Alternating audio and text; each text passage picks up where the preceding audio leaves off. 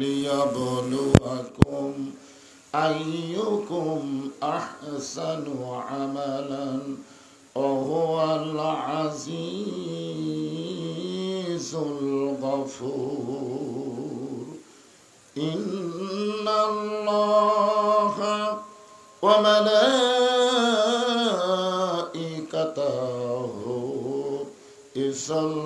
يصلون على النبي يا أيها الذين آمنوا صلوا عليه وسلموا تسليما اللهم صل على محمد اللهم صل على سيدنا محمد اللهم بارك على محمد উহুদের ময়দানে রাসূল ভেঙেছ দান তথা ফিরেছ এ জমিনে ইসলাম ভুলে গেছি মোরা সে রাসূলের বিধান ভুলে গেছি মোরা আল্লাহরই কোরআন নামেতে শুধুই মুসলমান সাল্লাল্লাহু আলা মুহাম্মদ সকলে জবান খুলে সাল্লাল্লাহু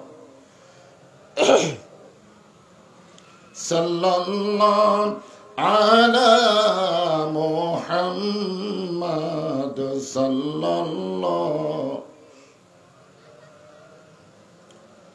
মশরকে হুব্বে মুহাম্মদ সকলে বলি সাল্লাল্লাহু আলাইহি ওয়াসাল্লাম मतलाए दीवानी माँ मतलाए खुर्शीद इश्कास सीनाए सुजानी माँ बलागल उला बिकमालिही कशफत दुजा बिजमालिही हसनत जमीओ खसालिही सल्लो अलैहि व आलिही अल्लाहुम्मा आमीन। জান্নাতের বাগান থেকে জান্নাতি মানুষদেরকে নিয়ে আমি গুনাহগার তোমার রহমতের দরজায় দুখানা হাত তুলেছি আল্লাহ। হাসরের ময়দানে জব্বার আর কাহার নামে রূপ নিয়া তুমি যখন বিচার শুরু করবে তোমার সামনে দাঁড়ায়া সমস্ত নবীরা নাফসি নাফসি বলে কাঁদতে থাকবে। এমন কঠিন অবস্থা হাসরে হবে সেদিন সমস্ত নবী তার উম্মতকে ভুলে যাবে, শুধু বলবে আল্লাহ আমার কি হবে আমার কি হবে। একমাত্র দরদি নবী শাফাতের কান্ডারি ইয়া রব্বি হাবলি উম্মতি বলে সেজদায় পড়ে যাবে। সেই কঠিন মুসিবতের সময় আজকের এই মাহফিলকে ওসিলা করে আমাদের সবাইকে রাসূলের উম্মতের কাতারে আল্লাহ কবুল করে নিও। সুবহান রাব্বিকা রব্বিল ইজ্জাতি আম্মা ইয়াসিফুন ওয়া সালামুন আলাল মুরসালিন আলহামদুলিল্লাহি রাব্বিল আলামিন। লা ইলাহা ইল্লাল্লাহ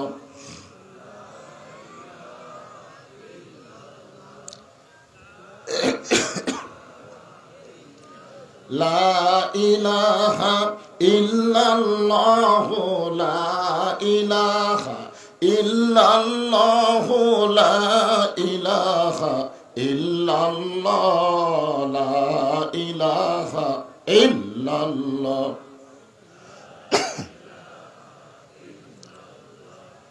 যার দিলে আছে আমার আল্লাহর ভয়। কার ভয়? যার মনে আছে আল্লাহর ভয়। আল্লাহ আল্লাহ সব সময়। আহার নিদ্রা ভালো লাগে না, এই দুনিয়া ভালো লাগে না, ভালো লাগে শুধু আল্লাহ। জোরে লা ইলাহা ইল্লাল্লাহ। আপনাদের মাঝে কি ফাঁকা জায়গা আছে? ওই যে মাঝখানে একটু ফাঁকা ফাঁকা দেখা যায়, দেখেন কত মানুষ দাঁড়িয়ে আছে। আপনি একটু জমে সামনে আসেন, জিকির করেন, আর এই ফাঁকা জায়গাটা জমে বসেন। লা ইলাহা ইল্লাল্লাহ, লা ইলাহা, লা ইলাহা ইল্লাল্লাহ, লা ইলাহা ইল্লাল্লাহ, লা ইলাহা ইল্লাল্লাহ, লা ইলাহা ইল্লাল্লাহ, লা ইলাহা ইল্লাল্লাহ, মুহাম্মাদুর রাসূলুল্লাহ।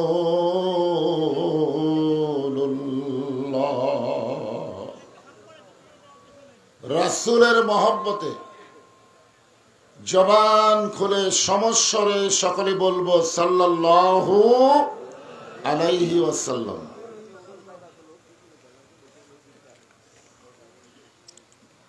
আলতাদিঘি হাসপাতাল ময়দানে আজকের এই 12তম তাফসিরুল কোরআন মাহফিল। আজকের এই মাহফিল আল্লাহ তাআলা যিনাকে সম্মানিত সভাপতির আসনে কবুল করেছেন, জনাব আলহাজ মোহাম্মদ আব্দুল করিম সাহেব। আজকের এই মাহফিলের সম্মানিত সহসভাপতি জনাব মোহাম্মদ মোশাররফ হোসাইন। সম্মানিত সভাপতি দ্বয়কে অন্তরের অন্তঃস্থল থেকে আমি শুভেচ্ছা জ্ঞাপন করছি। আজকের এই মাহফিলে সম্মানিত ওলামায়ে কেরাম, এই জাতির শ্রেষ্ঠ সন্তান হলো আলেম ওলামা। এই ব্যাপারে কি আপনাদের কোনো সন্দেহ আছে? রাসূলের হাদিস হলো আল ওলামা ওয়ারাসাতুল আম্বিয়া। আলেম সম্প্রদায় হলো নবীদের ওয়ারিস। আর আল্লাহর ঘোষণা হলো ইন্নামা ইয়াখশাল্লাহ মিন ইবাদিহিল ওলামা। বান্দা সমূহের ভিতরে আলেম বান্দারাই আল্লাহকে সবচাইতে বেশি ভয় করে। অথচ 15.5 বছর ফ্যাসিস্ট সরকারের কারণে এই আলেমদেরকে সবচাইতে বেশি নির্যাতন করা হয়েছে। ধরে কোন ঠিক কিনা? যেখানে রাসূল ঘোষণা করেছে আলেম আমার ওয়ারিস, আল্লাহ বলেছেন আমার বান্দার মধ্যে আলেমরা আমাকে বেশি ভালোবাসে, অথচ স্বৈরাচারী সরকার আলেমদেরকে 2 চোখে দেখতে পারে না। এর পিছনে কারণ কি? অবশ্যই কারণ ছিল। যেরকম ঠিক কিনা? হ্যাঁ, যে সমস্ত আলেম ওলামা আপনাদের মাঝে মাঝে বসে আছেন, মঞ্চ উপবিষ্ট আছেন, মাগরিবের নামাজের পর থেকে আমি স্টেজে আসার আগ পর্যন্ত অত্যন্ত গুরুত্বপূর্ণ আলোচনা করে আপনাদেরকে শোনালেন। বিশেষ করে আমার আগে যে যুবক তরুণ বক্তা, ঘরের মধ্যে থেকে মাঝে মধ্যে মনে হচ্ছিল মিজানুর রহমান আজারি হাজির হয়েছে। ধরে কোন ঠিক কিনা? মাশাআল্লাহ, খুব সুন্দর আলোচনা করে আপনাদেরকে শোনাইছেন। আলেম ওলামা সহ আজকের এই মাহফিলের বক্তাগণকে অন্তরের অন্তঃস্থল থেকে আমি শুভেচ্ছা জ্ঞাপন করছি। এই মুহূর্তে আমার সামনে যারা বসে আছেন এখনো যিনারা দাঁড়িয়ে আছেন ওনাদের ভাবকে আল্লাহ ভালো জানে। না না না, দাঁড়ানো আর বসা, আমি ছোটবেলার কথা আমার মনে আছে। আমি একদিন স্কুলে যাইতে একটু লেট করছিলাম, তো যাওয়া মাত্র আমি টুলে বসতে চাই, আমাকে স্যার বললো দাঁড়ায় থাক। সবাই বসে আছে, আমি দাঁড়ায় থাকা কি যে শরম লাগলো ভাই। আসলে যেখানে বেশি মানুষ বসে থাকে সেখানে দাঁড়িয়ে থাকা লক্ষণ ভালো। এই জন্য আমি সবাইকে বলবো, যারা আশেপাশে দাঁড়িয়ে আছেন, আল্লাহর ওয়াস্তে কোরআনের জান্নাতের টুকরার ভিতর আপনারা বসে যান। আর যিনারা বসে আছেন আপনাদের সামনে যদি ফাঁকা থাকে, আল্লাহর ওয়াস্তে একটু জমে বসেন। ওরা যদি রাগ করে বলে হুজুর আপনি বসতে বলেন, আমরা তো বসার জায়গা পাচ্ছি না, এই জন্য আপনারা একটু বসার জায়গা করে দিবেন। যারা বসে আছেন আমি তাদেরকে বলবো সামনে যদি ফাঁকা থাকে একটু জমে আসবেন। যিনারা বসে আছেন, দাঁড়িয়ে আছেন, আমি আমার অন্তরের অন্তঃস্থল থেকে আপনাদের সবাইকে শুভেচ্ছা জ্ঞাপন করছি। আমার সম্মানিতা মা বোনেরা, পর্দার অন্তরালে বসে বসে যারা আলোচনা শুনতেছেন, আমি তাদেরকেও শ্রদ্ধা জ্ঞাপন করে এই মুহূর্তে জানতে চাচ্ছি আপনারা সকলে কেমন আছেন। আলহামদুলিল্লাহ রব্বিল আলামিন। যে আল্লাহ শারীরিক সুস্থতা দান করে, মানসিক প্রশান্তি, আপনি যেখানেই যান কেউ আপনার মনের শান্তি দিবার পারবে না, একমাত্র পারবে আল্লাহর কোরআন। জোরে কোন ঠিক কিনা? যে আল্লাহ মানসিক শান্তি অর্জনের জন্য আজকের এই জান্নাতের বাগানে কবুল করলেন, আমরা সে আল্লাহর উপরে খুশি না বেজার? তাহলে জবান খুলে সমস্বরে সকলে বলবো রব্বানা লাকাল হামদ হামদান কাসীরান তাইয়িবান মুবারাকান ফীহি। আমরা প্রশংসা করলাম কার? কেন করলাম? আমরা কিন্তু দীর্ঘ 15.5 বছর রব্বানা আতিনা ফিদ দুনিয়া হাসিনা, ধরে কোন ঠিক কিনা?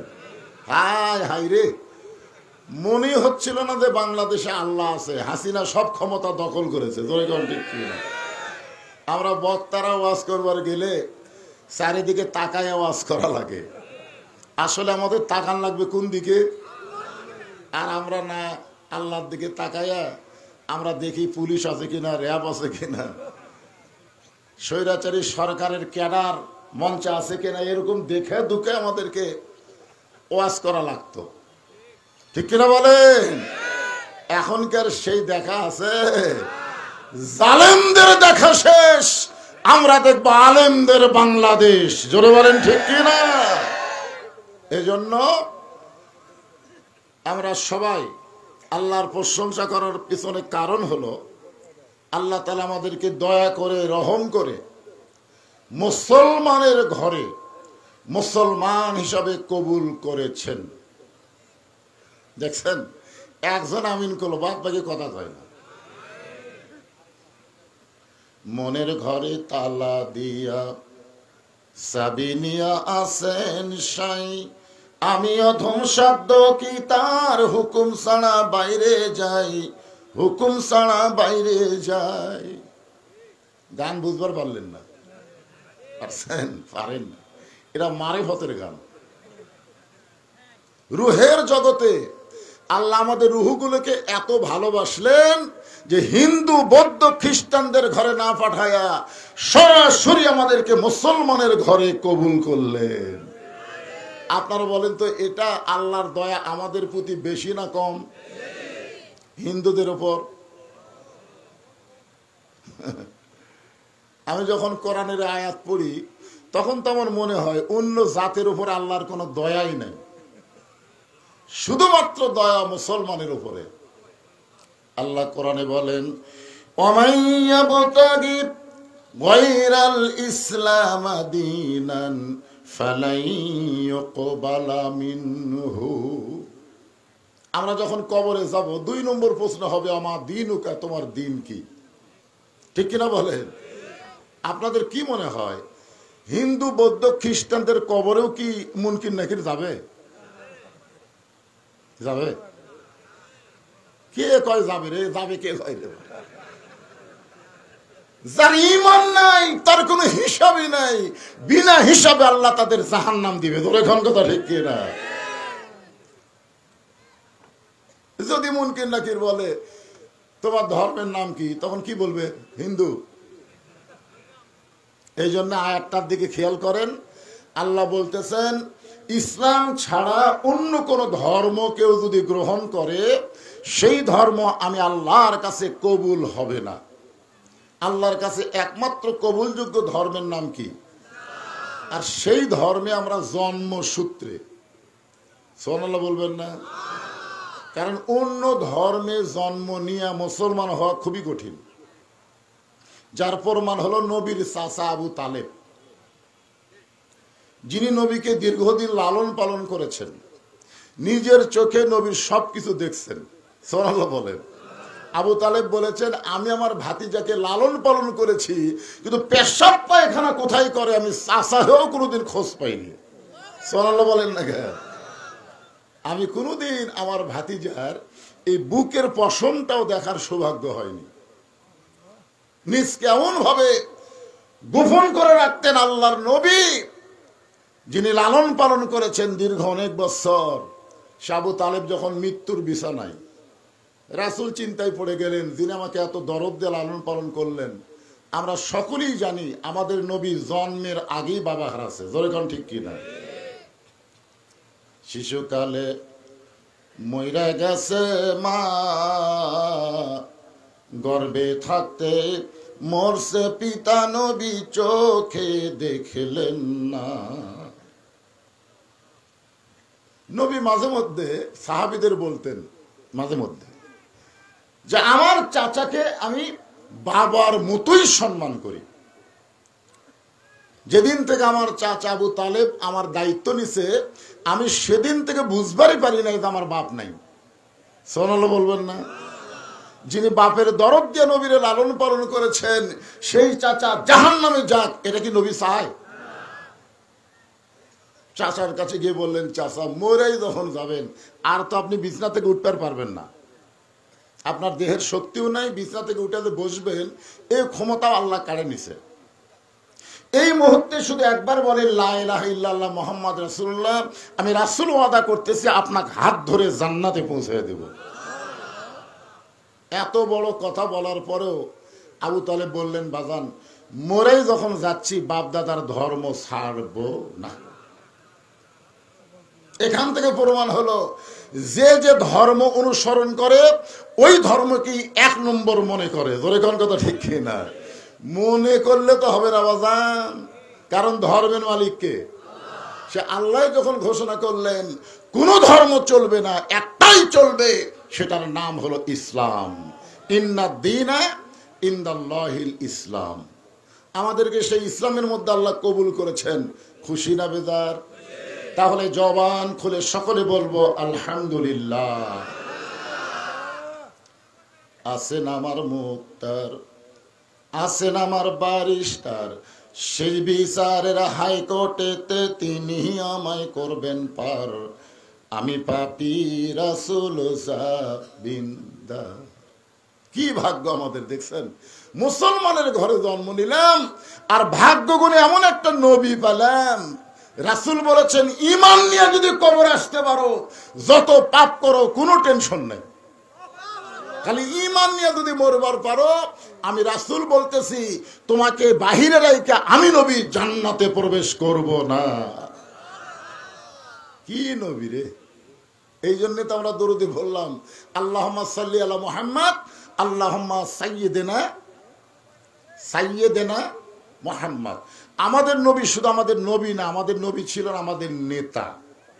জোরে বলেন কি না? অন্য কেউ নেতা আছে নাকি আপনাদের? আমার নেতা তোমার নেতা। বিশ্বাস করেন যারা বললেন না, বিশ্বনবী মোস্তফা এই কথাটা যারা বললেন না, জবান বন্ধ করে রাখলেন, আপনি যে কত বড় বিপদে পড়লেন। নিদানে আখেরাতে তরাইতে পুলসিরাতে কান্ডারি হইয়া নবী পার করিবেন সেই তরণী। নবী মোর পরশমণি, নবী মোর সোনার খনি, নবী নাম ভাবে যেজন সেই তো দোজা হানির ধ্বনি।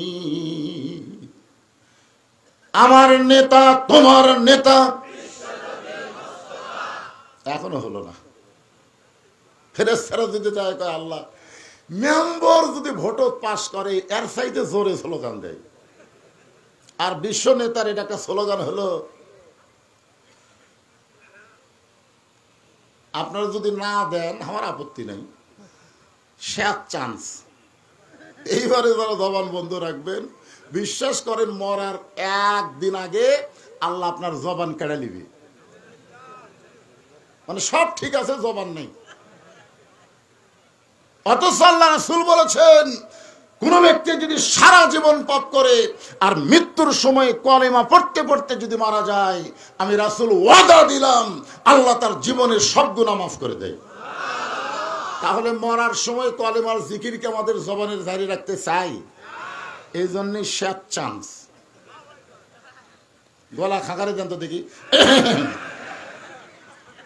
আমার নেতা তোমার নেতা, এইবারে হলো। আপনারা পারেন তো দেন না কেন?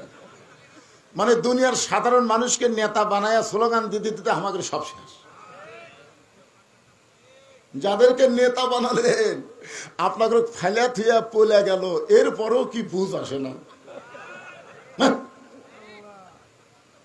বাংলাদেশের একটা এমপিও বাংলাদেশে নাই, সব পলে গেছে। তোর এখন ঠিক খেলে এই শালা কামরাঙ্গা খাওয়া চামচা গুলা খেলে আপা আপা করতেছে। ওদের একটা মানে একটু বিবেক দিয়ে চিন্তা করা দরকার যে একটা এমপি নাই আর আমরা চামচা হয়ে কেন লাফাই? পাশা লাল করার জন্য লাফাচ্ছেন? ওই যে একটা কথা আছে গোপালগঞ্জের পাশা লাল, তোর এখন কি লাল? তো বাসে তোটার পর একজন বলতেছে বসেন ভাই, সিট আছে বসেন না কেন? উপায় নাই রে, উপায় নাই। মানে পাশা আর্মিরা বাড়িয়া লাল করে দিছে, এখন আর বসবারও পারতেছে না। এরকম পাঁচশা নেতার স্লোগান চলবে না, স্লোগান চলবে বিশ্ব নেতা। ধরে কোন কথা ঠিক কি না? ভাগ্য, এটা আমাদের ভাগ্য। এমন একজন মহামানবকে আল্লাহ তাআলা আমাদের নবী হিসাবে কবুল করেছেন। খুশি না বেজার? তাহলে জবান খুলে আর একবার বলি আলহামদুলিল্লাহ। এখন আসেন যে কোরআন থেকে আপনাদেরকে আমি তাফসীর করে শোনাবো। আপনাদের সবাইকে বলতে হবে এই কোরআনের মধ্যে কি কোনো সন্দেহ আছে? মাশাআল্লাহ। আচ্ছা, যারা বললেন নাই, আপনারা কি কোনোদিন কোরআন ধরছেন? ধরেনও নি। তার মানে আপনারা কেমনে বুঝলেন? আপনাদের মতন বক্তারা বলে হুজুর, বক্তাদের কথা শুনে তো বললে হবে না। এ কোরআন কি আপনাকে ওয়াজ শোনার জন্য আল্লাহ পাঠাইছে নাকি? যে একজন বক্তা এসে কোরআনের ওয়াজ করবে আর তোমরা শুনবে। কোরআন প্রত্যেকটি মুসলমানের জন্য শিক্ষা করা কি? আরো জোরে বলেন। নামাজ পড়া যেমন ফরজ, রোজা করা যেমন ফরজ, সামর্থ্যবানদের জন্য হজ করা যেমন ফরজ, আল্লাহর কোরআনকে শিক্ষা করা তেমনি ফরজ। এবার ঠিক সবাই বলেন না? যাই হোক, আমার সঙ্গে তিনটা কথা বলা লাগবে। এক নম্বর কথা হলো কোরআনে কোনো সন্দেহ, দুই নম্বর কথা হলো কোরআনে কোনো গোজামিল, তিন নম্বর কথা হলো কোরআনে কোনো ধোঁকা। মাশাআল্লাহ, এই যে তিনটা নাই কইছেন, ফেরেশতারা বলবে আল্লাহ তোমার বান্দারা তিনবার নাই নাই কইল, এদের রেজাল্ট কি? আল্লাহ বলতেছে এদের রেজাল্ট হলো এদের জীবন থেকে জাহান্নামকেও আমি আল্লাহ নাই করে দিলাম। শুধুমাত্র কোরআনকে স্বীকারোক্তি দেওয়ার কারণে আল্লাহ যদি জাহান্নামকে নাই করে দেয়, সেই কোরআনের তাফসীর মনোযোগ দিয়ে শোনার দরকার আছে না নাই? আসেন, সূরা মুলকের 2 নম্বর আয়াত আপনাদের সামনে আলোচনা হবে। মাইকের সাউন্ডটা চনচন করে কেন বাজান? এই হ্যাঁ, চনচনি বন্ধ করে দাও, সাউন্ড আসতে হলে ক্ষতি নাই, কিন্তু চনচন করলেই বিপদ। আল্লাযী খালাকাল মাউতা ওয়াল হায়াতা লিয়াবলুয়াকুম আইয়ুকুম আহসানু আমালান ওয়া হুয়াল আজিজুল গফুর। এর বাংলা অর্থ হলো, আল্লাহ তোমাদের জীবন এবং মৃত্যুকে সৃষ্টি করেছে। যেরকম ঠিক কি না? এর মধ্যে কি আমি বাদ নাকি? আমি। এই জন্য আমাদের বলতে হবে আল্লাহ আমাদের মৃত্যু এবং জীবনকে সৃষ্টি করেছেন। আগে কিন্তু মরার কথা আছে। আগে কিসের কথা? মরার কথা। আল্লাহ যে খলাকাল মাওতা, আগে মরার কথা বলা হয়েছে। এরপরে বলা হয়েছে অল হায়াতা, এরপরে হায়াতের কথা বলা হয়েছে। লিয়াবলুয়াকুম, তোমাদেরকে পরীক্ষা করা হবে। কে বলতেছেন? আল্লাহ। কি পরীক্ষা? আইয়ুকুম আহসানু আমালা, সুন্দর আমলের পরীক্ষা হবে। এখন আপনারা বলেন, আমরা যদি সুন্দর আমল করতে চাই তাহলে সুন্দর একটা পরিবেশের দরকার আছে না নাই? আছে। সুন্দর একটা পরিবেশ যদি তৈরি করতে চাই তাহলে সুন্দর একটা সমাজের দরকার আছে না নাই? সুন্দর একটা সমাজ যদি বানাবার চাই তাহলে সুন্দর একটা রাষ্ট্রের দরকার আছে না নাই? সুন্দর একটা রাষ্ট্র গঠন করতে গেলে ডক্টর কামালের সংবিধান দেওয়া হবে না, আল্লাহর কোরআনের সংবিধান লাগবে। ধরে কোন কথা ঠিক কিনা? এখন চিন্তা করেন, আমাদের বাংলাদেশে ৭১ সালে একটা সংবিধান তৈরি হয়েছে, আর সেই সংবিধানকে সমুন্নত রাখতে গিয়া আওয়ামী লীগের একজন ফ্যাসিস্ট চামচাকে বাংলাদেশের প্রেসিডেন্ট হিসাবে রাখা হয়েছে। ধরে কোন কথা ঠিক কিনা? হাসিনা পলাইলো, চুপ্পু কিন্তু পলায়নি। কিছুদিন আগে অপসারণের একটা কথা উঠলো, সবাই বলতে যে সংবিধানকে, সংবিধান, মানুষের তৈরি সংবিধানকে তোমরা যদি এত গুরুত্ব দাও তাহলে আল্লাহর কোরআনের সংবিধানের গুরুত্ব কম না বেশি? জোরে বলেন। এই কোরআন অনুযায়ী যদি বাংলাদেশ চলে তাহলে বাংলাদেশের যারা নেতৃত্ব দেবে তাদের চরিত্র কেমন হবে, আর বাংলাদেশের যারা কর্মী হবে তাদের চরিত্র কেমন হবে? বুঝবার পারেন নাই? আমাদের বাংলাদেশের প্রধানমন্ত্রীর চরিত্র কেমন?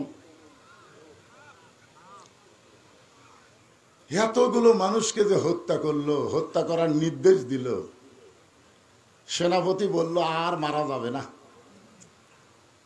কি তারপরেও ভালো না মন্দ ভয় করতেছেন। একটা কথা বিশ্বাস রাখেন, কোরআন আমার সামনে, ওই হাসিনা পলায় গেছে, ও আর বাংলার জমিনের ক্ষমতার চেয়ারে বসতে পারবে না। ধরে কোন কথা ঠিক কিনা? তাহলে ভয় করতেছেন এই চামচাকরক দেখে? চামচাকের পাশা লাল করে দিলে সব ঠান্ডা হয়ে যাবে। ধরে কোন কথা ঠিক কিনা?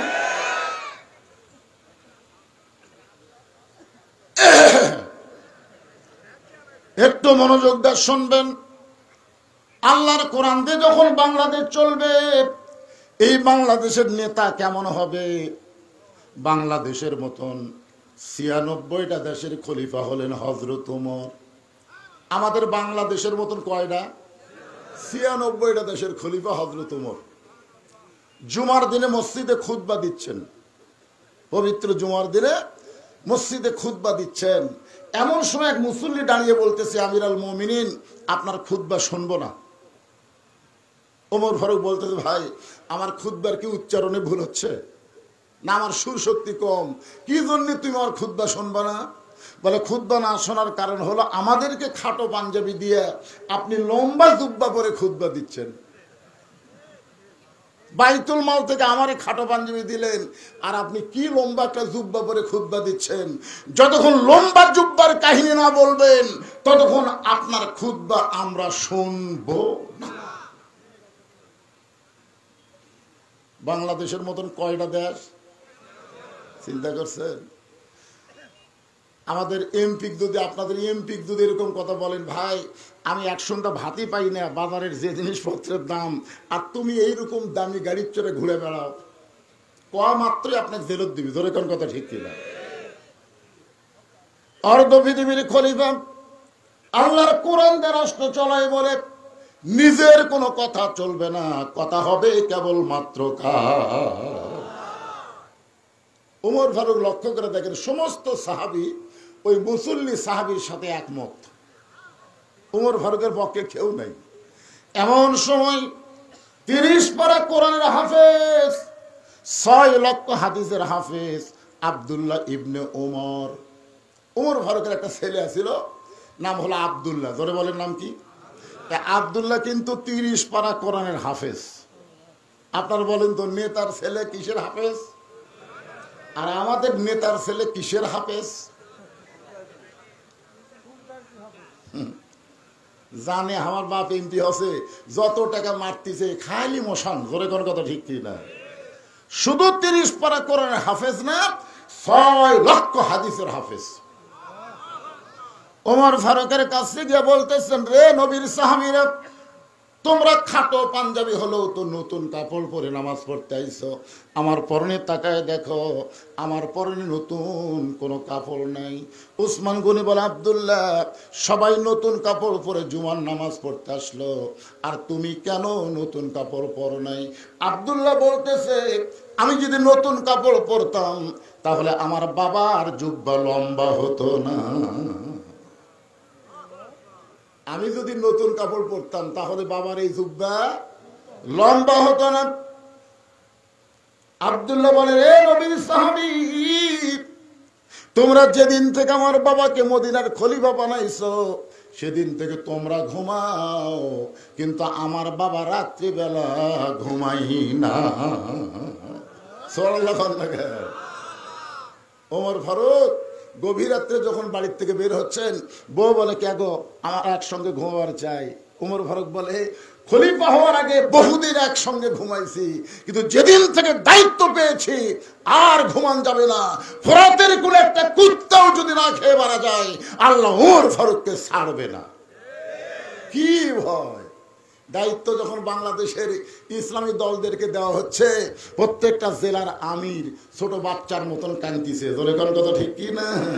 অন্য দলের নেতারা দায়িত্ব পায়, আনন্দ করে, গরু জবাই করে জনগণকে খাওয়ায়, কারণ মারার রাস্তা পাওয়া গেছে। ধরে কোন কথা ঠিক কি না?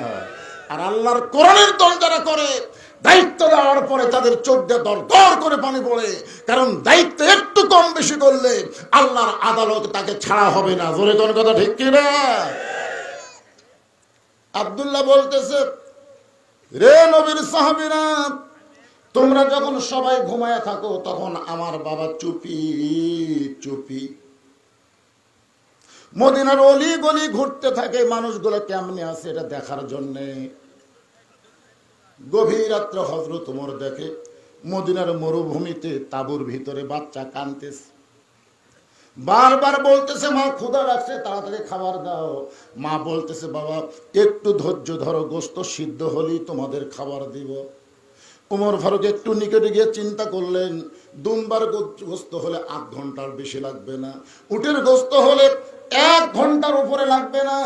এত গভীর রাত হয়ে গেল, এখন পর্যন্ত গোশত সিদ্ধ হয় না।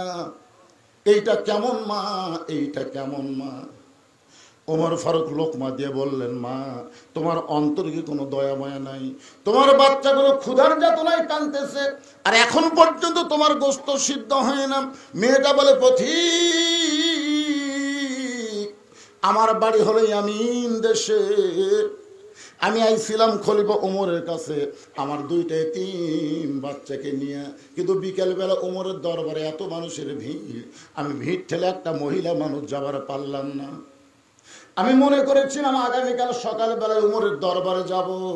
রাতের বেলা তাঁবু টাঙ্গায় 2টা বাচ্চা কিনে যখন ঘুমাবার যাই, আমার 2টা বাচ্চা ক্ষুধার জ্বালায় যখন বারবার খাইতে চাই, তখন পাতিলের মধ্যে পাথর আর পানি দিয়ে নিশা আগুন জ্বালায় দিছি। কোনোদিন আমার গোশত সিদ্ধ হবে না। আমি তাদেরকে মিথ্যা সান্ত্বনা দেই যেন কোনো এক সময় আমার 2টা ছেলে ঘুমায় যায়। এত তাদের পেটে ক্ষুধা, আজকে ক্ষুধার জ্বালা হয়তো রাত কাটাবার পারবে না। সঙ্গে সঙ্গে ওমর ফারুক বললেন, মা একটু ধৈর্য ধরো মা। এক দৌড়ে গেলেন বাইতুল মালের দরজায়, ডাক দিলেন, আসলাম, বড় একটা খাবার বস্তা আমার মাথায় উঠে দে।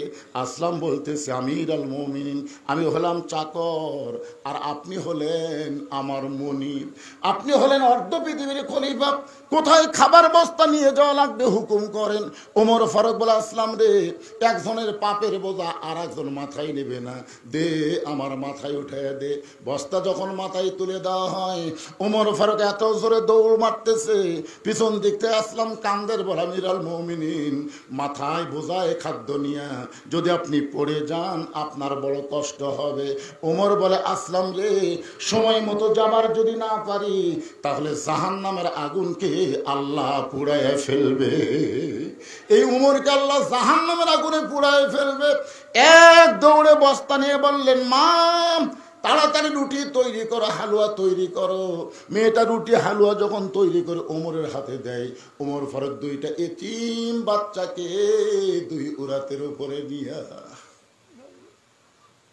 أرأيت الذي يكذب بالدين فذلك الذي يدعو اليتيم ولا يحض على طعام المسكين।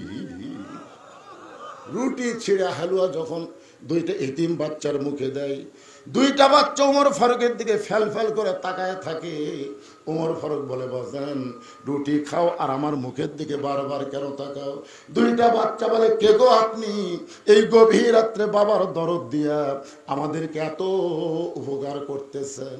ওমর ফারুক আল্লাহকে বলে, আল্লাহ এই অধমকে জাহান্নামের আগুন থেকে বাঁচায়া দাও। সঙ্গে সঙ্গে মেয়েটা বলে, পথিক ভালো মানুষের গল্প শুনেছি, কিন্তু তোমার মতন ভালো মানুষ জীবনে কোনোদিন দেখি নাই। তুমি জাহান্নামকে কেন ভয় করতেছো? আল্লাহ ওমরকে মদিনার খলিফা না বানায়া তোমারে যদি মদিনার খলিফা বানাইতো, মদিনা আল্লাহর জান্নাত হয়ে যেত। আব্দুল্লাহ বলতেছে, দুনিয়ার সবাই যখন ঘুম পাড়ে আমার বাবা তখন ঘুমায় না। আমার দরজায় গিয়ে ডাক দেয়, আব্দুল্লাহ আব্দুল্লাহ। আমি দরজা খুলে দেখি বাবার হাতে একটা পাঞ্জাবি। আমি খুবই খুশি হলাম, কারণ আমার বাবা হচ্ছে নেতা। জোরে খান, আমার বাবা কি? আমি তো বাইতুল মাল থেকে একটা পাইছি, আমার গভীর রাত্রে আরেকটা পাঞ্জাবি দিয়ে রাইছে। নেতার বেটা হওয়ার মধ্যে লাভ আছে না নাই? আব্দুল্লাহ বলে, বাবা বাইতুল মাল থেকে একটা পাঞ্জাবি আমার দেওয়া হয়েছে, আর একটা গভীর রাতে দিবে রাইছেন। সঙ্গে সঙ্গে ওমর ফারুক আল্লাহর কোরআন থেকে তেলাওয়াত করলেন, ইন্নাল্লাহা ইয়ামুরুকুম আন তুআদ্দুল আমানাতি ইলা আহলিহা ওয়া ইযা হাকামতুম বাইনান নাস আন তাহকুমু বিল আদল। আব্দুল্লাহ একটা পাঞ্জাবি পাইছিস, আর একটা আমি দিবে রাইছি, এই বিবেক তোরে কে দিল? আব্দুল্লাহ বলতেছে, বাবা তাহলে আমার দরজার যে পাঞ্জাবি ধরে আছেন, বলে এই পাঞ্জাবি আমার ভাগে পড়ছে। এখন তুই বল, এই খাটো পাঞ্জাবি গায়ে দিয়ে আগামীকাল খুতবা দেওয়া যাবে? তুই বল। আরে মুসল্লি খাটো পাঞ্জাবি দিলে সমস্যা নাই, কিন্তু ইমামের গাওত খাটো পাঞ্জাবি হলেই বিপদ আছে। জোরে কোন কথা ঠিক কি না? আব্দুল্লাহ বলতেছে, আমার এই পাঞ্জাবি দেখা লাভ কি? বলে তোরটা আমাকে একটু দান কর। দানের সব জানিস, তোরটা আমার একটু দান কর, তোরটার আমারটা মিলে আমি একটু লম্বা জুব্বা বানাবার চাই। আব্দুল্লাহ বলতেছে, গভীর রাত্রে আমার বাবাকে আমার পাঞ্জাবিটা দান করলাম। বাবার পাঞ্জাবি আমার পাঞ্জাবি একত্র করে বাবা লম্বা জুব্বা বানায় খুতবা দেয়। এখন বলো খুতবা শোনা যায় কিনা যায়? সমস্ত সাহাবীরা চিল্লায় বলে, আল্লাহর কোরআন যখন চালু থাকবে মুসলমানের ভাগ্যে এমন নেতা দেখা যাবে। আপনারা বলেন তো কি চালু থাকলে? জোরে বলেন। আমাদের বাংলাদেশে শুধু কোরআনের ওয়াজ আছে, কোরআন চালু নাই, যার কারণে চোর বাটপার লম্পট লুচ্চা। এই তো কয়েকদিন আগে আমু ধরা পড়ছে। জোরে কর, কি ধরা পড়ছে? আওয়ামী লীগের আমু নাম শোনেননি? এই রে মমতাজ পাগলি রে, কি ওয়াকাণ্ডই করছে ভাই। এইরকম বুড়ে একটা নেতা, ওই রকম গায়িকা মমতাজ, ভিডিও ভাইরাল হয়ে গেছে। কত বড় শালারা লুচ্চা। এই লুচ্চাগুলো ক্ষমতায় যাবার পারবে না যদি আল্লাহর কোরআন বাংলার জমিনে চালু হয়। ধরে কোন কথা ঠিক কিনা? এই জন্য সমস্ত সাহাবীরা বলতেছে, আল্লাহর কোরআন দিয়ে যখন দুনিয়া চলবে এমন ভালো মানুষকে নেতা হিসাবে দেখা যাবে। এখন নেতা তো মাশাআল্লাহ ভালোই শুনলেন, কর্মী আল্লাহর কোরআন দিয়ে যদি বাংলাদেশ চলে, আপনারা বলেন তো কর্মীগুলো কেমন হবে? আমার অনেক মা বোনেরা পর্দার অন্তরালে বসে ওয়াজ শুনতেছে, যেরকম ঠিক কিনা। আমি আজকে কোনো পুরুষ কর্মীর কথা বলবো না, একটা নারী কর্মীকে আপনাদের সামনে তুলে ধরবো। আল্লাহর কোরআন যখন বাংলাদেশে চালু হবে, তখন মেয়েরা কেমন ইসলামের কর্মী হবে। প্রত্যেকটা স্বামী তার বিবির দ্বারা, তার মেয়ের দ্বারা বাবা কত শান্তি পাবে, এইটা আমাদের জানার দরকার আছে না নাই? আজকে কোরআন চালু নাই দেখে বউগুলা সব হাসিনা হয়ে গেছে, জোরে কোন কথা ঠিক কিনা? একটা মরদের কথা বইয়ের আর শোনে না। আপনি কি মনে করছেন লাঠি দিয়ে খাটে দিয়ে বউরে মারা লাগবে না? কোরআন চালু হলে তারা ভালো হতে বাধ্য হবে, জোরে কোন কথা ঠিক কিনা? যেমন আল্লাহ কোরআনে বলেছেন, আল্লাযীনা ইম্মাক্কান্নাহুম ফিল আরদ, মুসলমানের ভিতরে কাউরে যখন ক্ষমতার চেয়ার দেওয়া হবে, তার 1 নম্বর দায়িত্ব হলো পদ্মা সেতু নির্মাণ করা। নাকি কথা বলেন? 1 নম্বর দায়িত্ব কি? 2 লাইন রাস্তা 4 লাইন করা, রাস্তার উপর কালভার্ট তৈরি করা, মাদক মুক্ত সমাজ করা, বাল্য বিয়া বন্ধ করা, এগুলো একটাও 1 নম্বর দায়িত্ব নয়। দায়িত্ব হতে পারে, তবে 1 নম্বর নয়। 1 নম্বরের দায়িত্ব হলো আকামুস সালাত, নামাজ কায়েম করা। জোরে কোন কথা ঠিক কিনা? আজকে যদি কোরআন দা বাংলাদেশ চালু হয়, নামাজের বিল যদি সংসদে পাশ করা হয়, আমাদের একটা যুবকও লম্পট থাকবে না। কারণ আল্লাহ কোরআনে বলেছেন, মানুষকে ভালো করতে পারে কে? রোজা পারে, যাকাত পারে, হজ পারে, কে পারে? এই দেখেন, আপনারা সবাই জানেন, ইন্নাস সালাতা তানহা আনিল ফাহশাই ওয়াল মুনকার, একমাত্র নামাজে পারে মানুষকে যাবতীয় ফাহিশা খারাপি থেকে বাঁচায়া দিতে। আপনারা বলেন তো, যে সমস্ত ছেলেরা এই মুহূর্তে মেলাদ ঘুরতেছে, একটু বিবেক দিয়ে চিন্তা করেন, যে সমস্ত যুবকেরা মেলাদ ঘুরতেছে, এরা কি 5 ওয়াক্ত নামাজ পড়ে? একটা 5 ওয়াক্ত নামাজ পড়ে, ওয়াজ বাদ দিয়ে মেলাদ আছে বার করে পারলে আজকের ওয়াজ ফ্রি। একটা বার করেন। 5 ওয়াক্ত নামাজ পড়ে, কোরআনের মাহফিল বাদ দিয়ে মেলাদ ধরে একজনও নাই। যারাই ঘুরতেছে তারাই হলো বেনামাজি। ধরে কোন কথা ঠিক কিনা? বেনামাজি বান্দা যারা, শয়তানের বড় ভাই তারা। এই জন্যে কোরআন দিয়ে যখন রাষ্ট্র চলবে, প্রত্যেকটা যুবকগুলোকে পুলিশ লাগবে না, র্যাব লাগবে না, নামাজের কারণেই আল্লাহ তাদের ভালো বানায় দিবে। অর্ধ পৃথিবীর খলিফা হযরত ওমর আল্লাহর কোরআন দিয়ে রাষ্ট্র চালায়। কোরআনের কর্মীরা কেমন হবে দেখার জন্য ছদ্মবেশে মদিনার অলি গলি ঘুরতেছে। হঠাৎ হযরত ওমর দেখতে পায় 2 পাহাড়ের মাঝখানে একটা গিরিপথ। ওই গিরিপথের ভিতর দিয়া একটা সুন্দরী মেয়ে ধীর গতিতে হেঁটে হেঁটে আসতেছে। ওমর ফারুক দেখে 2 পাহাড়ের মাঝখানকে বলা হয় গিরিপথ। জোরে বলেন কি পথ? ওই গিরিপথের ভিতরে একটা সুন্দরী মেয়ে ধীর গতিতে হেঁটে হেঁটে আসতেছে। আপনারা হয়তো ভাবতেছেন, হুজুর ওমর ফারুক একটা সুন্দরী মেয়ের দিকে তাকালো কেমনে? কারণ আল্লাহ কোরআনে বলেছেন, কুল্লিল মুমিনিনা ইয়াগুদ্দু মিন আবসারিহিম, যারা মুমিন হবে তারা অন্যদিকে নজর দিতে পারবে না, তাদের নজর থাকবে নিচের দিকে। দরকার কথা ঠিক কিনা? আপনারা বলেন তো, ওমর ফারুক কি দেখার জন্য বার হয়নি? দরকার কি জন্য? দেখার জন্য। ওমর ফারুক মেয়েটার দিকে তাকায় বললেন, আলহামদুলিল্লাহ, আল্লাহ তোমার দুনিয়ায় এত সুন্দর একটা মেয়ে। মেয়েটার কিন্তু চেহারা দেখে ওমর ফারুক সুন্দরী বলতেছে না। কোরআন দিয়ে যখন বাংলাদেশ চলবে, বেপর্দা নারীরা সুন্দরী হবে না, পর্দানশীল নারীরাই সুন্দরী হবে। জোরে কোন কথা ঠিক কি না? আপনারা হয়তো ভাবতেছেন বাংলাদেশের সবচেয়ে সুন্দরী পরিমণি। পরিমণি কোরআন চালু নাই বলে পরিমণি সুন্দরী। যেদিন আল্লাহর কোরআন চালু হবে, সেদিন মেয়েটা যদি দেখতে কালো হয়, মেয়েটা যদি দেখতে খাটো হয়, আল্লাহর আইন পর্দা মানার কারণে ইসলাম তাদেরকে সুন্দরী বলবে। ধরে কোন ঠিক কিনা? এবার আমার ওয়াজ আপনারা শুনেছেন, বেপর্দা নারী যারা, মনে নেই, ভুলে গেছেন, বিশ্ব সুন্দরী যারা, পর্দানিশী নারী যারা, বিশ্ব সুন্দরী তারা। সবাই বলবেন, পর্দানিশী নারী যারা, আপনার বুঝতে পারতেছেন, আপনাদের বাড়ির মেয়েরা কি পর্দা থাকে না? পর্দার যখনই থাকবে তখন তাদের চেহারার মধ্যে আল্লাহ এমন একটা নূর দিবে যে নূরের কারণে ঘরের ভিতরে আল্লাহ আলোকিত করে দিবে। জোরে করে সুবহানাল্লাহ। আর যেই বলবো বেপর্দা নারী যারা, আপনার সকলে বলবেন বিশ্ব বেহায়া তারা। বলতে পারবেন? বেপর্দা নারী যারা। এই যুবক তোমরা একটু গলা খাকারি দাও তো। আমি যেই বলবো বেপর্দা নারী যারা, তোমরা বলবা শিলা কলা তারা। বেপর্দা নারী যারা, একই গাছের কলা, এক গামলায় শোঁচাওয়ালা, এক গামলা শিলা। 3 রাস্তার মোড়ে কলাওয়ালা বসে আছে। আপনারা খরিদ্দার বলেন তো কোন গামলার কাছে যাবেন, শোঁচাওয়ালা না শিলা?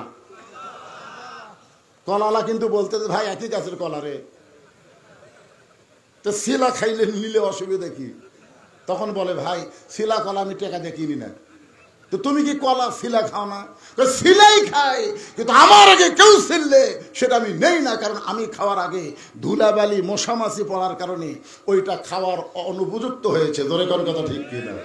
তো শিলা কলা যদি আপনার পছন্দ না হয়, বেপর্দা নারী আপনার পছন্দ কেমনে হয়? আপনারা মনে করছেন বেপর্দা নারীর উপর মশামাছি পড়েনি? রাস্তায় গ্রামে একটা মেতর আছে, মেতর এসে বেপর্দা মেয়ের দিকে বলতেছে রে কার বউ রে, দেখছেন এরা কার বউ রে। একটা ভ্যানালা যাচ্ছে আর বলতেছে এত সুন্দর, এটা কার বউ রে। একটা ফকির ভিক্ষা করে যাচ্ছে আর বলতেছে ওরে বাবা রে। তার মানে মেতর, ভ্যানালা, ফকির সবাই দেখতেছে, একটা করে ঢুকি চিনি মারতেছে। এই মেতর, ফকির আর ভ্যানালা যখন রাত্রে শোষে, ওই বেপর্দা নারী স্বপ্নে ওর কাছে গেছে। বেপর্দা নারী যারা সকলের বউ তারা, যারাই দেখবে তাদের সাথে স্বপ্ন তো সবার সম্ভাবনা আছে। জোরে করে আছে, কথা কন না। মনে কষ্ট নিয়েন না বাজান। আল্লাহ কোরআনে বলেন ওয়াকরনা ফি বুয়ুতিকুন্না ওয়ালা তাবাররুজনা তাবাররুজাল জাহিলিয়াতিল উলা। কোরআনের আয়াত শুনে আল্লাহ আকবার বলতে আপনাদের আপত্তি আছে? আল্লাহ আকবার বলতে বাংলাদেশের একটা দলের আপত্তি, তার নাম হলো আওয়ামী লীগ। জোরে কোন কি? আপনারা দেখবেন কোরআনের দল যারা মিছিল শুরু করার সময় তারা আল্লাহ আকবারটা শুরু করে। জোরে কোন ঠিক কিনা? নারে তাকবীর। আর আওয়ামী লীগের স্লোগান কি? জালো রে জালো।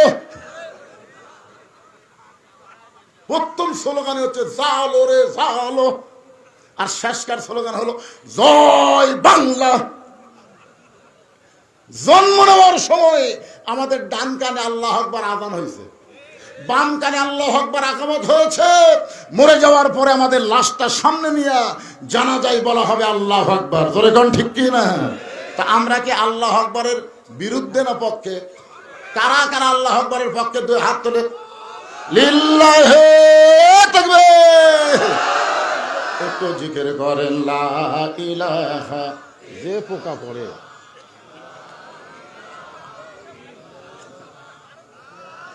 লা ইলাহা ইল্লাল্লাহু মুহাম্মাদুর রাসূলুল্লাহ সাল্লাল্লাহু আলাইহি ওয়াসাল্লাম।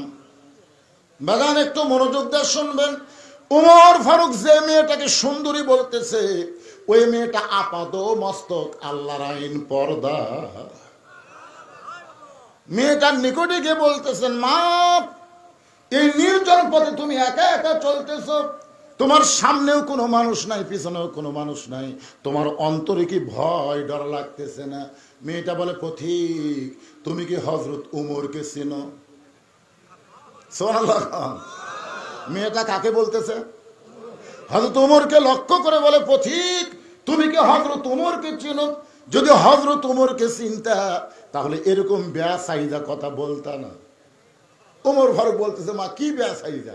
মেয়েটা বলে পথিক, আল্লাহর কোরআন দিয়ে যখন রাষ্ট্র চলবে তখন পৃথিবীর এক প্রান্ত থেকে আরেকটা প্রান্ত পর্যন্ত একটা মহিলা যাবে, ওই মহিলার কলিজায় কেবলমাত্র ভয় থাকবে কার? আর আমাদের বাংলাদেশে একটা বুড়ি পর্যন্ত ধর্ষণ আছে, আবার 8 বছরের ছোট্ট বাচ্চাও পর্যন্ত ধর্ষিত হয়েছে। ধরে কোন কথা ঠিক কিনা? হায় হায় রে, যতই আইন করেন কোন আইন দিয়া বাংলাদেশের নারীদের ধর্ষণ বন্ধ করা যাবে? যত আইন করেন অ্যাসিড মারা বন্ধ হবে না, হবে না। কারণ ঘরের মধ্যে শুটকি যদি আপনি রাখেন, বিড়াল কি দাওয়াত দেওয়া লাগে? লাগে? বিড়ালের কিন্তু নাক আছে ভাই, নাক টানতে টানতে ঘরের মধ্যে যায়, দেখে দরজা খোলা, খাটের তলে পাতিলের উপর ঢাকনা নাই, পাতিল ভরা শুটকি মাছ। আপনারা বলেন তো, বিড়াল কি বিসমিল্লাহ বলার টাইম পাবি? কারণ বিড়াল জানে মালিকের শুটকি খাওয়া হলো চুরি করে খাওয়া। এই বাংলাদেশে মিননের দল, ইনুর দল, এরা হলো নাস্তিক দল। জোরে কোন কথা ঠিক কিনা? শহীদ প্রেসিডেন্ট জিয়াউর রহমান বাংলাদেশের সংবিধানে বিসমিল্লাহ শুরু করেছেন, এই শালা নাস্তিকেরা এই বিসমিল্লাহর বিরুদ্ধেও লাগছিল। জোরে কোন কথা ঠিক কিনা? বাংলাদেশের মুসলমান আমার মতন যাদের বয়স, তারা জানে একটা প্রেসিডেন্ট ছিল শহীদ জিয়াউর রহমানের নাম শোনেন না আপনারা? কে মুরব্বী দেখেন? জিয়াউর রহমানের 4 বছর হযরত উমরের শাসন ব্যবস্থা বাংলাদেশে চালু হয়েছিল। ধরে কোন সুবহানাল্লাহ। আজকে বাংলাদেশের বিএনপি যদি শহীদ জিয়ার আদর্শকে গ্রহণ করে, তার দল অনুসারে যদি চলে, তাহলে বাংলাদেশের বিএনপিকেও ইসলাম মোনা দল ঘোষণা করা হবে। ধরে কোন কথা ঠিক কিনা? সমস্ত ক্ষমতার মালিককে, এটা জিয়াউর রহমানের কথা। একটু মনোযোগ দিয়ে শুনবেন আল্লাহর বান্দারা। মেয়েটা বলে, পথিক ওমর ফারুক আল্লাহর কোরআন দিয়ে রাষ্ট্র চালায়, আমি এই 2 রাস্তার মধ্যে চলতেছি, আমার কলিজার মধ্যে কেবলমাত্র ভয় কার। ওমর ফারুক বললেন, মা আলহামদুলিল্লাহ, তোমার কাছে আমার একটা প্রশ্ন হলো, এই নির্জন পথে তুমি চলার সময় আমি দেখতেছি তুমি ধীর গতিতে চলতেছো, তোমার চলন বলন দেখেও তো বোঝা যায়, আমার মনে হয় তোমার ভিতরে কোনো দুঃখ লুকে আছে। মেয়েটা বলতেছে, পথিক আসলে আমি একজন দুঃখী নারী, আজকে 6 দিন হলে হযরত উমরকে খুঁজতেছি, যদি উমরকে দেখা পাই তাহলে আমার দুঃখের কথা একটু বলবো তার কাছে। উমর ফারুক হাসে আর বলে, মা তুমি কি পাগলি নাকি? উমর হচ্ছে অর্ধ পৃথিবীর খলিফা, উমরকে যদি পাবার চাও গণভবন যাও। আমাদের ছেলেরা গণভবনে গেছিল। ধরে কোন কথা ঠিক কিনা? 12 পদের তরকারি রে, পাক করে খাওয়ার ভাগ্য হয়নি। অথচ 2 দিন আগে বলেছিল, এই দেশের মালিক হলো আমার বাপ, এই দেশ আমার বাপের, এই দেশ হলো আমার, আমি পলাবো না, আমি ফলাবো না। মাত্র 2 দিন আগেই বলেছিল। ধরে কোন কথা ঠিক কিনা? তুইজ্জু মান তাশা তুযিল্লু মান তাশা বিয়াদিকাল খায়র ইন্নাকা আলা কুল্লি শাইইন কাদির। সমস্ত ক্ষমতার মালিককে, আরো জোরে বলেন মালিককে। একটু মনোযোগ দিয়ে শুনবেন। উমর ফারুক বললেন, মা তুমি যদি উমরকে পাবার চাও তাহলে বঙ্গভবনে যাও, সংসদ ভবনে যাও, এই 2 পাহাড়ের মাঝখানে উমরকে খুঁজতেছো, উমরকে উট দুম্বা নাকি? মেয়েটা বলে, পথিক আল্লাহর কোরআন দিয়ে যখন রাষ্ট্র চলবে তখন নেতা খোঁজা লাগবে না, নেতারাই দুঃখী মানুষকে খুঁজে বেড়াবে। আমি 6 দিন হলে খুঁজতেছি, আমার ঈমান বলতেছে আর 1-8 দিনের ভিতরেই উমরকে পাওয়া যাবে। যদি আর 1 দিনের মধ্যে উমরকে না পাই তাহলে আমি আসল জায়গাত বিচার দেব। দুনিয়ার কোনো জজ কোর্ট না, হাইকোর্ট না, সুপ্রিম কোর্ট না, বিচার দিব কার কাছে? আরো জোরে বলেন। 15.5 বছর বাংলাদেশের নির্যাতিত মুসলমান হাইকোর্ট, সুপ্রিম কোর্টে কোনো বিচার পায়নি, কারণ হাসিনার দালালেরা বিচারপতি হয়েছিল। জোরে কোন কথা ঠিক কিনা? সবাই বিচার দিছে কার কাছে? আল্লাহ আল্লাহ। আপনি জানেন সাইদে হুজুরকে 13 বছর জেলখানায় রেখে ভালো মানুষকে হাসপাতালে নিয়ে গিয়ে হত্যা করলো। এই জন্য বাংলাদেশে একটা গান বের হয়েছে, আল্লামা সাইদি তুমি মরনি, শহীদ হয়েছ আমরা এটাই জানি। আপনারা বলেন তো, মারা গেলে তাকে কোনোদিন শহীদ বলা হয়? মেরে ফেলে দেওয়া হয়েছে। আপনারা বলেন, তাকে যখন স্লো পয়জন ইনজেকশন করলো, তার বিচার তখন কার কাছে? আরো জোরে বলেন। অনেক আলেমদেরকে আয়না ঘরের মধ্যে বন্দি রেখে নির্যাতন করা হয়েছে। তারা দেখছে বাংলাদেশের কোনো কোর্টে বিচার দিলে হবে না, আসল জায়গায় বিচার দেওয়া লাগবে। জোরে কোন কথা ঠিক? আপনারা আসল জায়গা বলতেন? আমার জিনিস, আমার দল ক্ষমতা আছে, আগামীকাল 10টায় তো সাইজ করবো রে, এমন কথা বলেছে। আমার জিনিস, আমার দল ক্ষমতা আছে। আপনারা বলেন তো ক্ষমতাত কে আছে? কথা কয় না, ক্ষমতাত কে আছে? কিন্তু আওয়ামী লীগের সামসার এতদিন কি বলছে? আমার জিনিস আমাকে বলেছে, হুজুর মুখ সামলে ওয়াজ করবেন।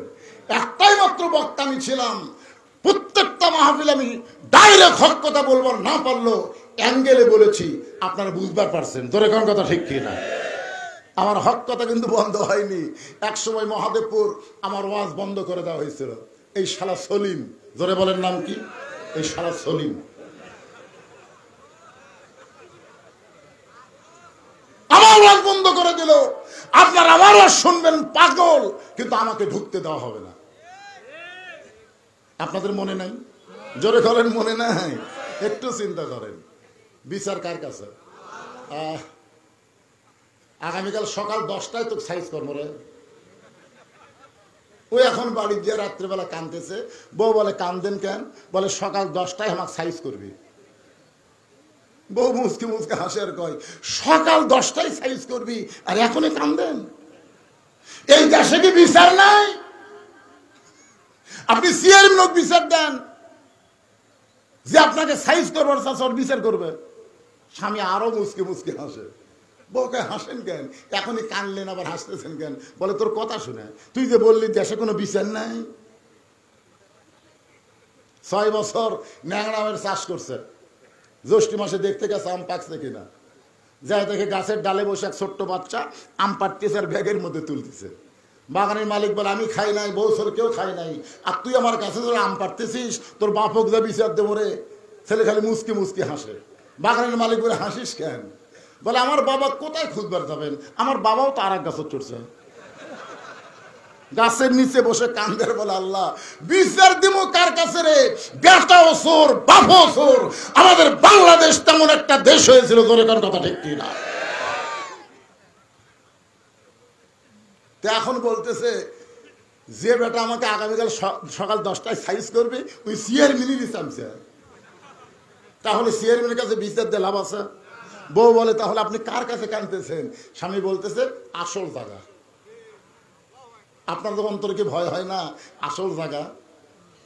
আপনারা যাদেরকে অত্যাচার করছেন, যাদেরকে হত্যা করেছেন, বাংলাদেশের সমস্ত টাকা বিদেশে পাচার করে বাংলাদেশকে গরিব বানায়া দ্রব্যমূল্য আগুন ধরাইছেন। ধরে কোন কথা ঠিক কিনা? একটাবার চিন্তা হয় না? আপনাদের বিবেককে কুত্তে পেশাব করে দিছে নাকি? একটা মানুষের কত টাকা লাগতে পারে? একটা মানুষ কয়দিন বাঁচবে, তার কত টাকা লাগতে পারে? সারা দরবেশ দাড়ি কামা নৌকা চড়ছিল। ধরে কোন কথা ঠিক কিনা? দাড়ি টুপি খুলে দাড়ি কামা নৌকা লুঙ্গি পরে উঠছে। বাংলাদেশের ব্যাংক থেকে 36,000 কোটি টাকা মারছে। ধরে কোন কথা ঠিক কিনা? আপনার বলেন, কেউ যদি সারা জীবন খালি টাকায় খায় আর পানি খায়, টাকায় খায় আর পানি খায়, ওই মরা বলতো 36,000 কোটি টাকা খাওয়ার পারবে? কি জানেন ভাই রে? আমাদের মনে হয় এই শালাকের বিবেকে কুত্তে পেশাব করছে। ধরে কোন কথা ঠিক কিনা? এটা মানুষের বিবেক না, শয়তানের বিবেকের চাইতে ভালো আছে। একটু মনোযোগ দিয়ে শুনবেন। বউ বলতেছে, তাহলে বিচার দিলেন কার কাছে? স্বামী বলতেছে, যার কেউ নাই তারা আল্লাহ আছে। বর্তমান স্বৈরাচারী সময় আসল জায়গায় বিচার দেখি আল্লাহ কি করে। কি কন? দেখার দরকার আছে না নাই? আপনারা কি দেখবার পাননি? যখন পান নাই, কি দেখলেন? 5 আগস্টে দুপুর 12টা পর্যন্ত আমরা দেখছি ঢাকার কোনো মানুষ নাই, কারফিউ চলতেছে। দুপুর 12টা পর্যন্ত এই সারা পলক মোবাইল নেটওয়ার্ক কাটে নিল, VPN দিয়ে আমরা দেখা শুরু করলাম। দেখা যায় না, দেখা যায় না। একটার সময় ঢাকাত কোনো মানুষ নাই, শুনছো না। আমার মনে হলো হাসিনা যদি এইবার জিতে যায়, আগামীকাল থেকে আমার ওয়াজ বন্ধ হয়ে যাবে। যখন কথা ঠিক কিনা। আমি জায়নামাজে বসলাম, কোরআন শরীফ তেলাওয়াত শুরু করলাম, সূরা মুলুক কয়েকবার পড়ে আবার মোবাইল চালু করে দেখি ভাই, যেদিকে তাকাই সেই দিকে মানুষ। 1 ঘন্টার মধ্যে গোটা ঢাকা ভরে গেল। আমি তখন সূরা ফিল তেলাওয়াত করলাম, তায়রান আবাবিল তারমিহিম বিহিজারাতিন মিন সিজিল ফাজআলাহুম কাসফিম মাকুল। জোরে বলেন আল্লাহু আকবার। যাদের হাতে কোনো অস্ত্র নাই, সমস্ত অস্ত্র আর্মি পুলিশের হাতে। জোরে কোন কথা ঠিক কিনা? বিনা অস্ত্রে হাসিনাকে বললো 45 মিনিট টাইম। 45 মিনিটের মধ্যে যদি পলাবার পারেন পলান, না পারলে কিন্তু চাপিয়ে খাবি। জোরে কোন কি করে খাবি? এরপরে বুঝতেছেন না বিচার কার কাছে? কথা বলেন। বিচার আল্লাহর কাছে দিয়া। আল্লাহ বলেছেন ধৈর্য ধরো, ওয়ালা নাবলুওয়ান্নাকুম বিশাইইম মিনাল খাউফি ওয়াল জুই ওয়া নাকসিম মিনাল আমওয়ালি ওয়াল আনফুসি ওয়াস সামারাতি ওয়া বাশশিরিস সাবিরিন।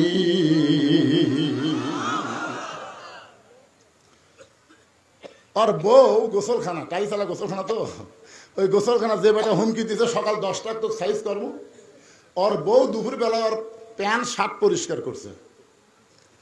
কিন্তু প্যান্ট শার্ট পরিষ্কার করার পরে পানি দিয়ে যে সাবানের ফ্যানটা ধুয়ে দেওয়া লাগবে, ওর বইয়ের আর ওটা মনে নেই।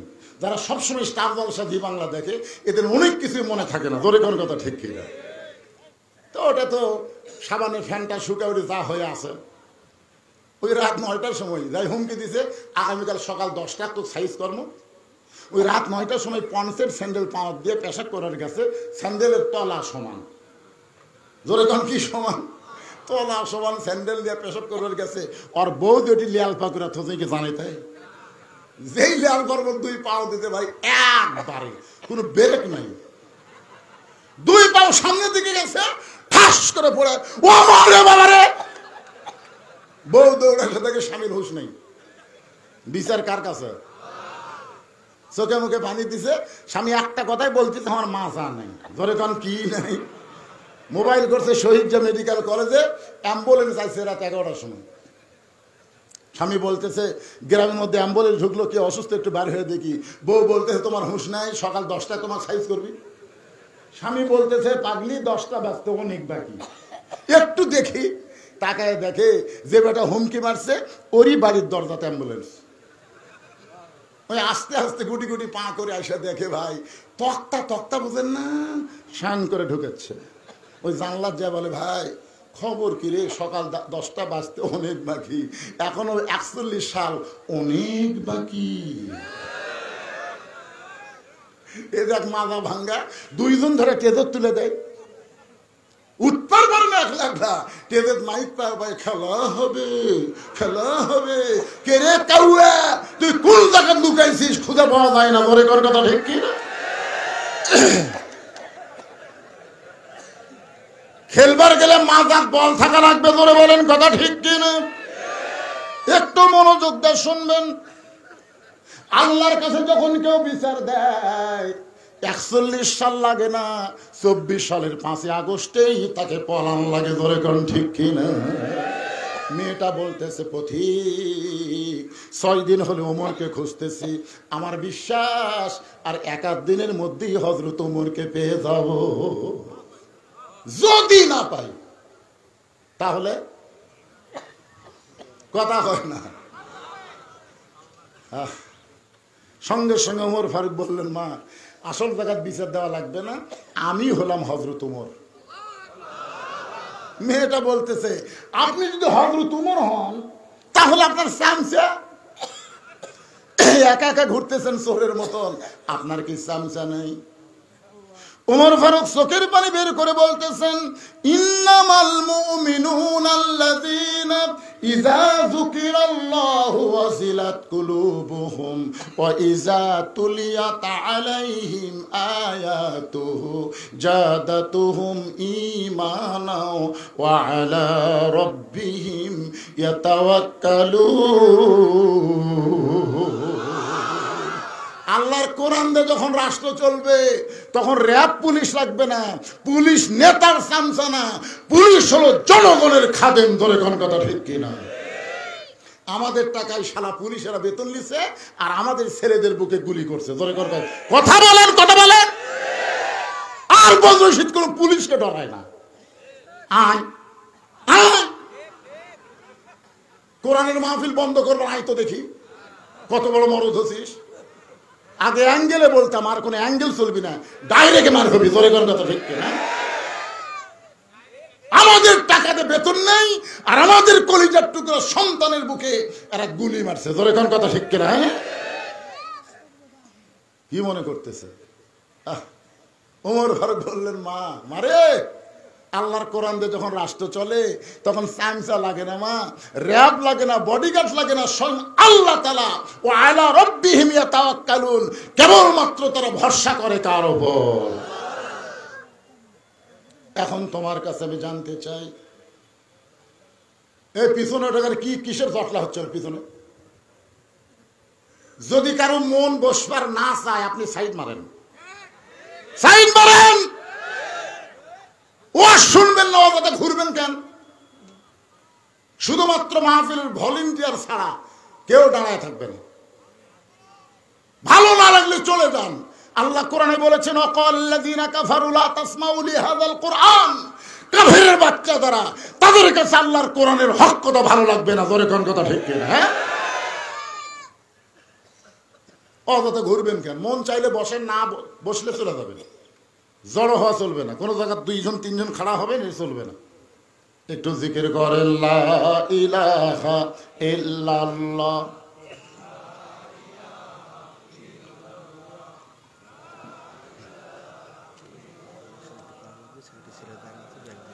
লা ইলাহা ইল্লাল্লাহু মুহাম্মাদুর রাসূলুল্লাহ। সকলে বলি সাল্লাল্লাহু আলাইহি ওয়াসাল্লাম। ওমর ফারুক বলে, মা 6 দিন হলে তুমি আমাকে খুঁজতেছ, কি দুঃখ তোমার মনে? এই দুঃখের কথা কি এখন বলা যায় না? মেয়েটা বলতেছে, আমিরুল মুমিনিন, আমার জীবনের সবচাইতে বড় দুঃখ হলো আমি 6 বছর বয়সে ঈমান গ্রহণ করেছি। শুধুমাত্র ঈমান গ্রহণ করার অপরাধে 12 বছর আমাকে জেলখানায় বন্দি জীবন কাটাতে হয়েছে। আপনারা বলেন তো মেয়েটার অপরাধ কি? আল্লামা সাইদি হুজুরের অপরাধ কি? মামুনুল হকের অপরাধ কি? মুফতি আমির হামজার অপরাধ কি? আপনারা এই কথাটাও জোরে বলতেছেন না কেন? আল্লামা সাইদি হুজুরের অপরাধ হলো কোরআনের হক কথা মানুষের কাছে পৌঁছানো। ধরে কোন ঠিক কিনা? আপনার বলেন তো, ইমামে আজম আবু হানিফা রহমতুল্লাহ আলাইহি কোন জায়গায় মৃত্যুবরণ করছে? কয় না। ইমামে আজম আবু হানিফার জীবনে পড়ে দেখবেন, ওনার জীবনও যা, আল্লামা সাইদি হুজুরের জীবনও তাই, একেবারে ঘাটে ঘাটে মিলে গেছে। সেই সময়ের বাদশা ছিল আবুল মনসুর, বাগদাদের খলিফা আবুল মনসুর আবু হানিফা রহমতুল্লাহ আলাইহিকে রাজ দরবারে ডাক দিলেন। কারণ উজিররা কিছুদিন, মন্ত্রীরা কিছুদিন হলো বলতেছে, হুজুর জাহাপনা, একজন আলেম আছে, সে আলেম যদি কোনো জায়গায় দাঁড়ায় সাথে সাথে শত শত লোক তার সামনে তার কাছে জড়ো হয়ে যায়। সে আলেম যখন কোনো কথা বলে হাজার হাজার মানুষ তার সামনে দাঁড়ায়। আবুল মনসুর বললেন, জনগণকে আলেমকে বেশি ভালোবাসে না আমাকে বেশি ভালোবাসে? তখন মন্ত্রীরা বলল, আপনাকে মানুষ ভালোবাসে ভয়ে আর আলেমকে ভালোবাসে অন্তর থেকে। আবুল মনসুর চিন্তা করলো, এই মৌলবি বেড়া তুলে যে কোনো মুহূর্তে কোরআনের পক্ষে আন্দোলন করতে পারে। জোরে খান কথা ঠিক কিনা? তাকে রাজ দরবারে দাওয়াত দিলেন। আবু হানিফা যখন রাজদরবারে গেলেন, আবুল মনসুর বললেন, হুজুর আপনি অযথা বাহিরে ঘোরাঘুরি করে কি করবেন, আপনাকে রাজদরবারে একটা চাকরি দিব, সেই চাকরিটা হলো কাজিউল কুজ্জাত, সবচাইতে বড় বিচারক, প্রধান বিচারপতি। আবু হানিফা বললেন, বিচারপতির আসনে যখন আমি বসবো তখন কিন্তু আমি মনে করব আমি বিচারক না, বিচারক হলো আল্লাহ, আমি আল্লাহর আইন অনুযায়ী বিচার করবার চাই। আপনি কি চাবেন যে আমি বিচারপতির আসনে বসে আল্লাহর আইন অনুযায়ী বিচার করি? আবুল মনসুর বলে, না, আল্লাহর আইন চলবে না, আমার আইন অনুসারে বিচার করা লাগবে। আবু হানিফা বললেন, মানুষের তৈরি আইন দিয়ে বিচার করব আর মরার পরে জাহান্নামে যাব, এটা চলবে না। শুধুমাত্র চলবে না বলার কারণেই তাকে জেলে বন্ধ করলো। আল্লামা সাইদ হুজুরকে ধর্মমন্ত্রীর পদ দেবার চাইছিল, জোরে কোন কথা ঠিক কিনা? আল্লাহ মামুনুল হক জেলখানা থেকে বাইরে সেই কথাগুলো সব প্রকাশ করে দিছে, কারণ তার সঙ্গে তার কিছুদিন একই জায়গায় থাকার সৌভাগ্য হয়েছিল। তিনি যশোরের মাহফিলে বললেন, আল্লামা সাইদ হুজুরকে বড় বড় পদ দিবার চাইছিল, কিন্তু পদগুলো না নিয়ে তিনি কারাবরণকে পছন্দ করলেন। কোন অপরাধ নাই, অপরাধ একটাই, কোরআনের হক কথা বলা। মেয়েটা বলতেছে, আমার জীবনের সবচাইতে বড় অপরাধ হলো 6 বছর বয়সে ঈমান গ্রহণ করছি, শুধু ঈমান গ্রহণ করা অপরাধে 12 বছর আমাকে জেলখানায় বন্দি জীবন কাটাতে হয়েছে।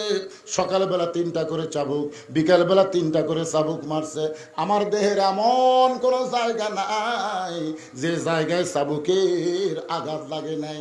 ইয়া আমিরুল মুমিনিন, আপনি যখন রোম পারস্য দখল করলেন, আমি যেই দেশের জেলখানায় বন্দী ছিলাম ওই দেশটা হলো রোম দেশ।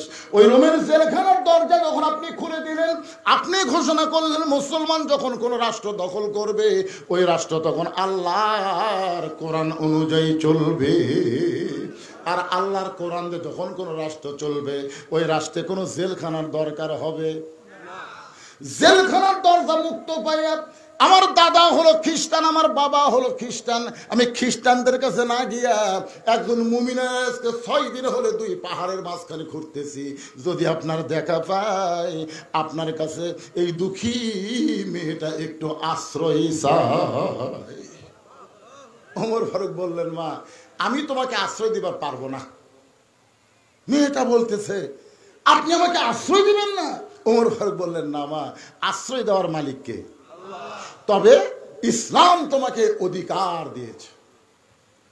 মেয়েটা বলতেছে, আমিরুল মুমিনিন, ইসলাম আমাকে কি অধিকার দিল? আপনার বলেন তো, কোরআন দিয়ে যখন বাংলাদেশ চলবে নারীদের অধিকার আছে না নাই? জোরকার আছে না নাই? এক বক্তা ওয়াজ করছে, স্বামীর পায়ের তলে বইয়ের জান্নাত। আপনার বলেন তো, স্বামীর পায়ের তলে বইয়ের জান্নাত, এটা কি সত্যি কথা না ভুয়া কথা? সত্য।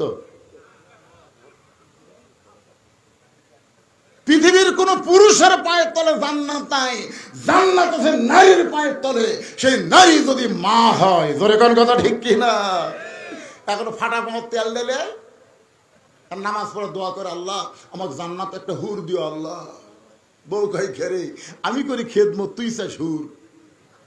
একদিন সাহস করে বলছে, হুর কি গো? বলে, সুন্দরী, তোর মতন বেয়া চাই জানা, দুনিয়াতে ঠকছি ঠকছি, মরার পর আর ঠকবো না রে, এই জন্য জান্নাত আমি হুর চাই। বউ কয়, কত গরমের মধ্যে ভাত তরকারি পাক করে দেই, কারেন্ট গেলে পাকা দিয়ে বাতাস করি, ফাটা পাওয়া ভ্যাজলিন দিই, আর ওই হামাক বাদ দিয়ে হুর চাই। তাও বলছে আমার নাকি সাইজ নাই, আমি বেয়া সাইজ না, এর ধান্দার থাকে কি? পরের দিন নামাজ পড়ে বলতেছে, আল্লাহ আমাকে জান্নাত দিও, জান্নাত একটা হুরে দিও। স্বামী কয়, হুরা কি রে? বলে, হুরা হলো সুন্দর যুবক, তোমার মতন পাও ফাটা না। দুনিয়াতে ঠকছি ঠকছি, মরার পর আর ঠক মনে হয়। আপনারা বলেন তো, স্বামী স্ত্রীর মধ্যে মহব্বত হবে না গন্ডগোল হবে? যতদিন পর্যন্ত কোরআন চালু না হবে ততদিন স্বামী স্ত্রীর মধ্যে গন্ডগোল হবে। যেদিন আল্লাহর কোরআন দিয়ে রাষ্ট্র চলবে সেদিন প্রত্যেকটা পুরুষ বুঝতে পারবে, হুন্না লিবাসুল্লাকুম ওয়া আনতুম লিবাসুল্লাহুন্না। স্বামী হলো বিবির পোশাক, বিবি হলো স্বামীর পোশাক। জোরে গান সুবহানাল্লাহ। আপনি খালি ফাটা মত খেলতে দেন, ওর মুখত যে ভ্যাজলিন দেওয়া লাগবে সেটা আপনি জানেন না। আমার মায়েরা, পর্দার অন্তরে যারা বসে আছেন একটু মনোযোগ দিয়ে শোনেন। ওমর ফারুক বললেন, মা আল্লাহ তোমাকে আশ্রয় দিবে আর ইসলাম তোমাকে অধিকার দিয়েছে। মেয়েটা বলতেছে আমিরুল মুমিনিন, ইসলাম আমাকে কি অধিকার দিল? ওমর ফারুক বললেন, মা এখন তোমার বয়স কত? মেয়েটা বলতেছে 6 বছর বয়সে ঈমান গ্রহণ করছি, আর 12 বছর নির্যাতন সহ্য করছি, দুইটা যোগ করলে 18 বছর হয়। ওমর ফারুক বললেন, 18 বছর একজন যৌবনা নারীর জন্য ইসলামের বহু অধিকার আছে, তার মধ্যে 1 নম্বর অধিকার হলো ভালো একটা ছেলের সঙ্গে বিয়া বসা। জোরে বলেন, কি ছেলে? আপনারা বলেন, ভালো বলতে আপনারা কাকে বুঝবেন? আলেমকে না জালেমকে? জালেম চাকরি করে প্রাইমারি, খাড়া হয়ে পেশাব করে। প্রাইমারি এক ছাত্রকে বলেছিলাম দাঁড়ায় পেশাব করার কারণে, কে রে খাড়া হয়ে পেশাব করিস, তোর স্যার তোকে শিখাইনি কেমনে পেশাব করা লাগে? তখন বলে, চাচা কি দেখুন, প্রাইমারি পেশাবখানার যাদিকে আমার স্যারই খাড়া হয়ে পেশাব করে। এই শালা জালেম মাস গেলে 50,000 টাকা বেতন পায়।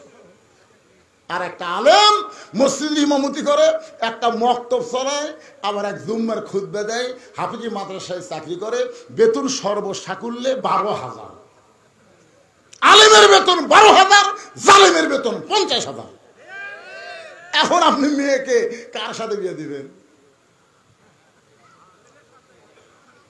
আর কথা কয় না, আর কথা কয় না, আসল জায়গাটা হাত পড়িছে।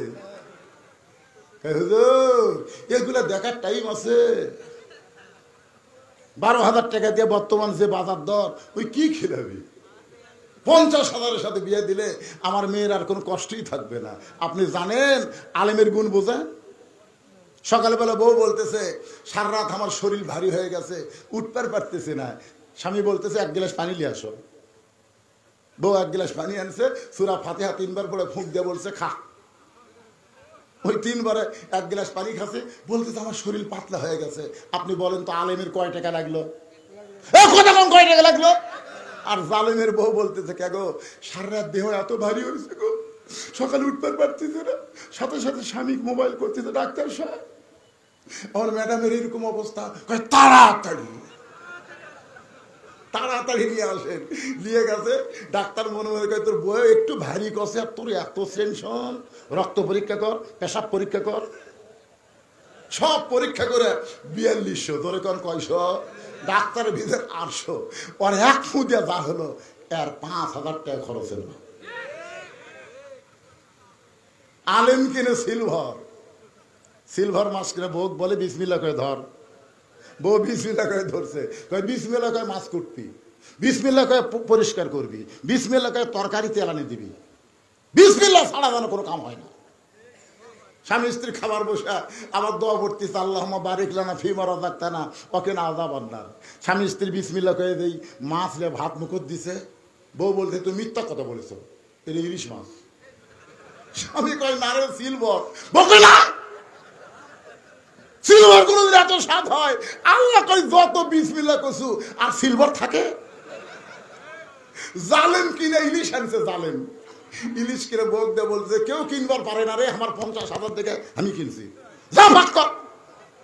বউ পাক করে সামনে দেয়, বিসমিল্লাহ সালাম করে দেয়, কয় এবার ইলিশ ছাদ নেয়। আলেম অল্প হলো মহারণা পরিশোধ করে, আর জালেম মহারণা বান্দে বেশি পরিশোধ করে না। ধরে কত করে টাকার কথা কর, 5 লক্ষ টাকা মহারণা, নগদ নাকফুল বাবদ 1,000। শালা জালেমের মহারণা দেখছেন? আর আলেম বলতেছে, ভাই যা দিবার পারবো তাই। এখন আপনারা সিদ্ধান্ত নেন, আপনার মেয়েকে কার সাথে বিয়ে দিবেন। যাকে খুশি দেন, পরে বুঝবেন ঠেলা কাক করে। ওমর ফারুক বললেন, মা 18 বছরের একজন যৌবনা নারীর জন্য 1 নম্বর অধিকার হলো ভালো একটা ছেলের সঙ্গে বিয়ে বসা। কিন্তু তুমি এই মুহূর্তে ভালো ছেলে কোথায় পাইবা? তোমার তো কোনো অভিভাবক নাই। আমি ওমর তোমার অভিভাবক হইয়া একটা ভালো ছেলের খবর দেই, দেখো তো ছেলেটা তোমার পছন্দ হয় কিনা। মেয়েটা বলতেছে, আমিরুল মুমিনিন, তাহলে আপনি বলেন ভালো ছেলেটার নাম কি? ওমর ফারুক বললেন, ছেলেটার নাম হলো আব্দুল্লাহ। 6 লক্ষ হাদিসের হাফেজ, 30 পারা কোরআনের হাফেজ। ছেলেটার বয়স হলো 22 বছর, লম্বা হলো 6 ফুট 2 ইঞ্চি, গায়ের রং ফর্সা, চাঁদের মতন চেহারা। ছেলেটার বাবার নাম হলো উমর। মারে 6 বছর বয়সে ঈমান গ্রহণ করে 12 বছর নির্যাতনের মধ্যেও যে ঈমান হরণ হয়নি, ঈমানকে ত্যাগ করে নাই, এমন একটা মেয়েকে যদি আমার বৌমা বানাবার পারতাম আমার জীবন ধন্য হয়ে যেত। জোরে কান সুবহানাল্লাহ। এখন আপনার বেটাকে কেমন বিয়ে করাবেন? কি আমার ছেলের বউ মাস্টারি করে, তুই বুড়ে একদিন খোঁজলা দেখতো খালি মাস্টারি করে না অন্য স্যারের সাথে ওভার ডিউটি মারে, খোঁজলা দেখ। মনে কষ্ট নিচ্ছেন? ইল্লা ব্যতিক্রম আছে, ব্যতিক্রম আছে, কিন্তু অধিকাংশই ওভার ডিউটি করতেছে। একটু মনোযোগ দিয়ে শুনবেন। ওমর ফারুক বললেন, মা তোমার মতন একজন মেয়ে যদি আমার বৌমা হতো তাহলে আমার বাড়িটা রোশনাই হতো। ছেলের বউকে আপনারা কি কন? বৌমা। জোরে কন কি মা? আরো জোরে, জোরসে বলুন। আচ্ছা, আপনি বেটা আছে না, বিয়ে করেছেন, বেটার বউ ভালো? আপনারা বলতেছেন বৌমা মুরব্বী কথা কয় না। আমি তখনই বুঝবার পারছি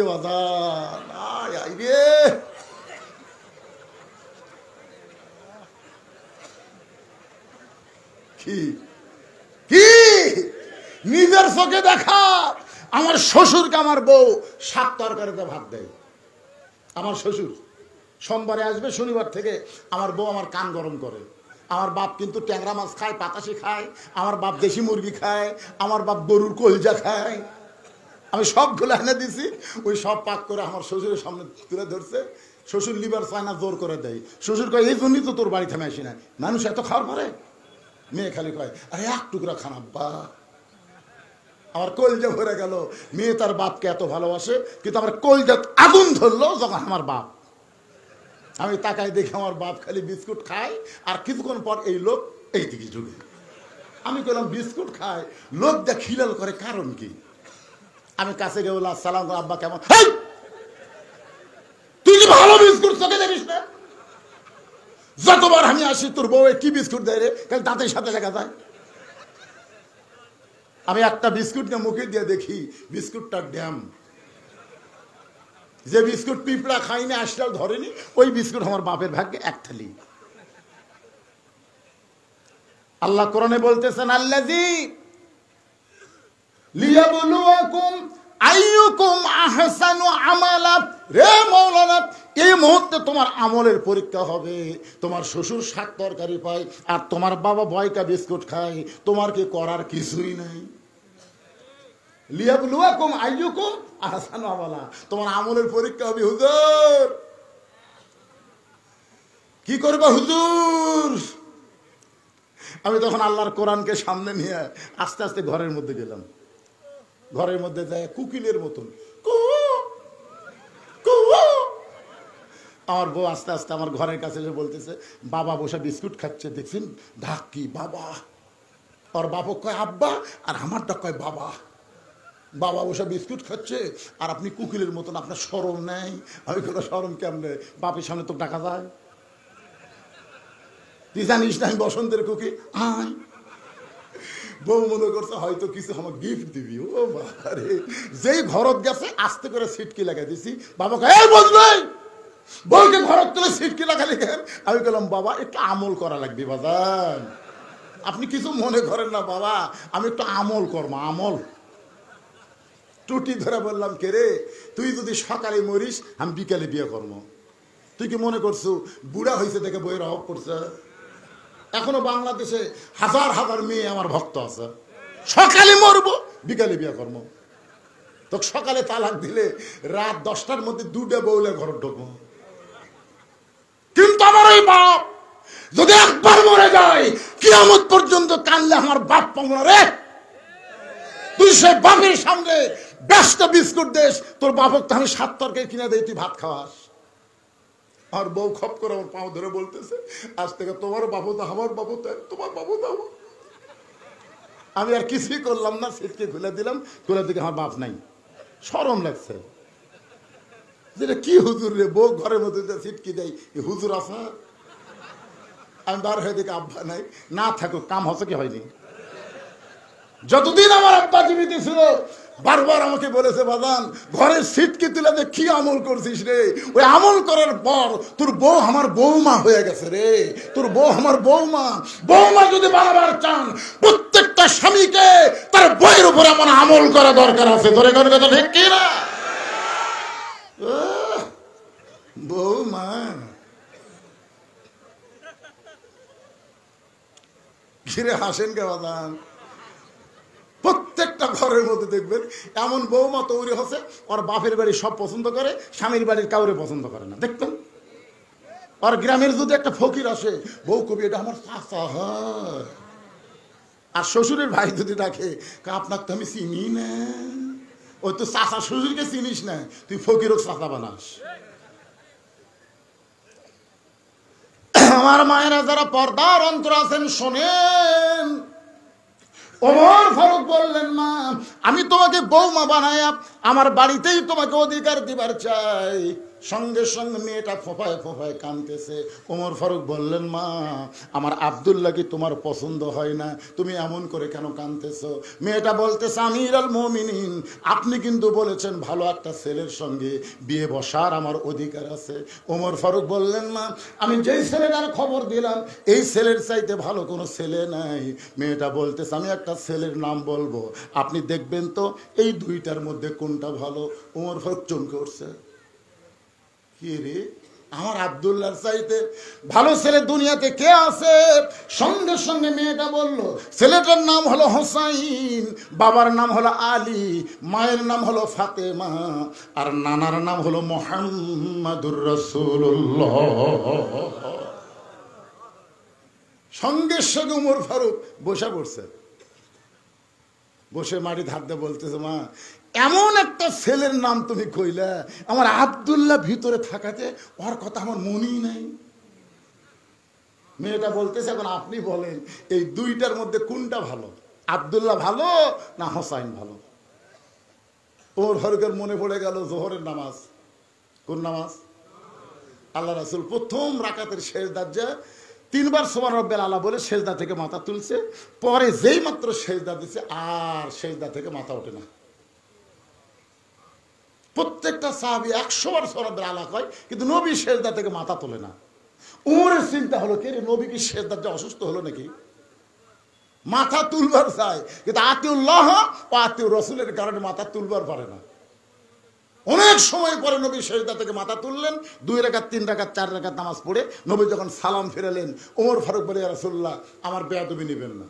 প্রথম রাকাতে 3 বার সুবহানাল্লাহ আল্লাহ ঠিকই আছে, কিন্তু দ্বিতীয় রাকাতে দ্বিতীয় সেজদায় এত লম্বা সেজদা দিলেন, কারণ কি?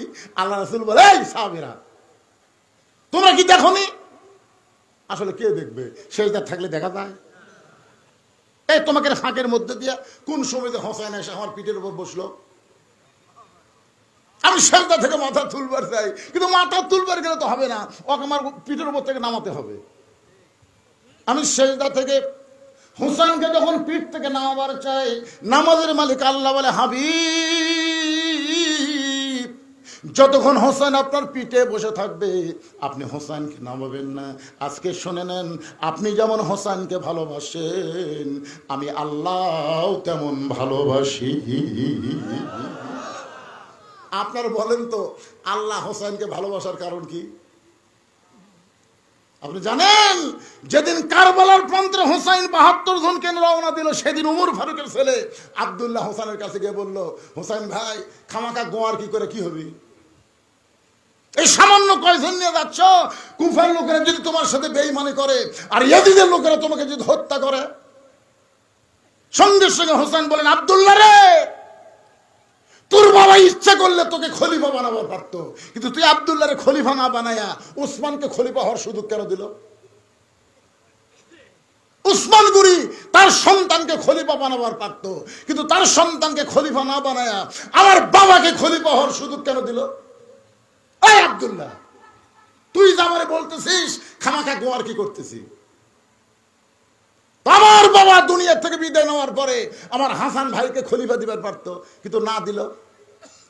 আমিরে মুআবিয়া খলিফা হলো, কিন্তু আমিরে মুআবিয়া আবু বকর, উমর, উসমান, আলীর পথ না ধরে নিজের সন্তান ইয়াজিদকে খলিফা বানালো।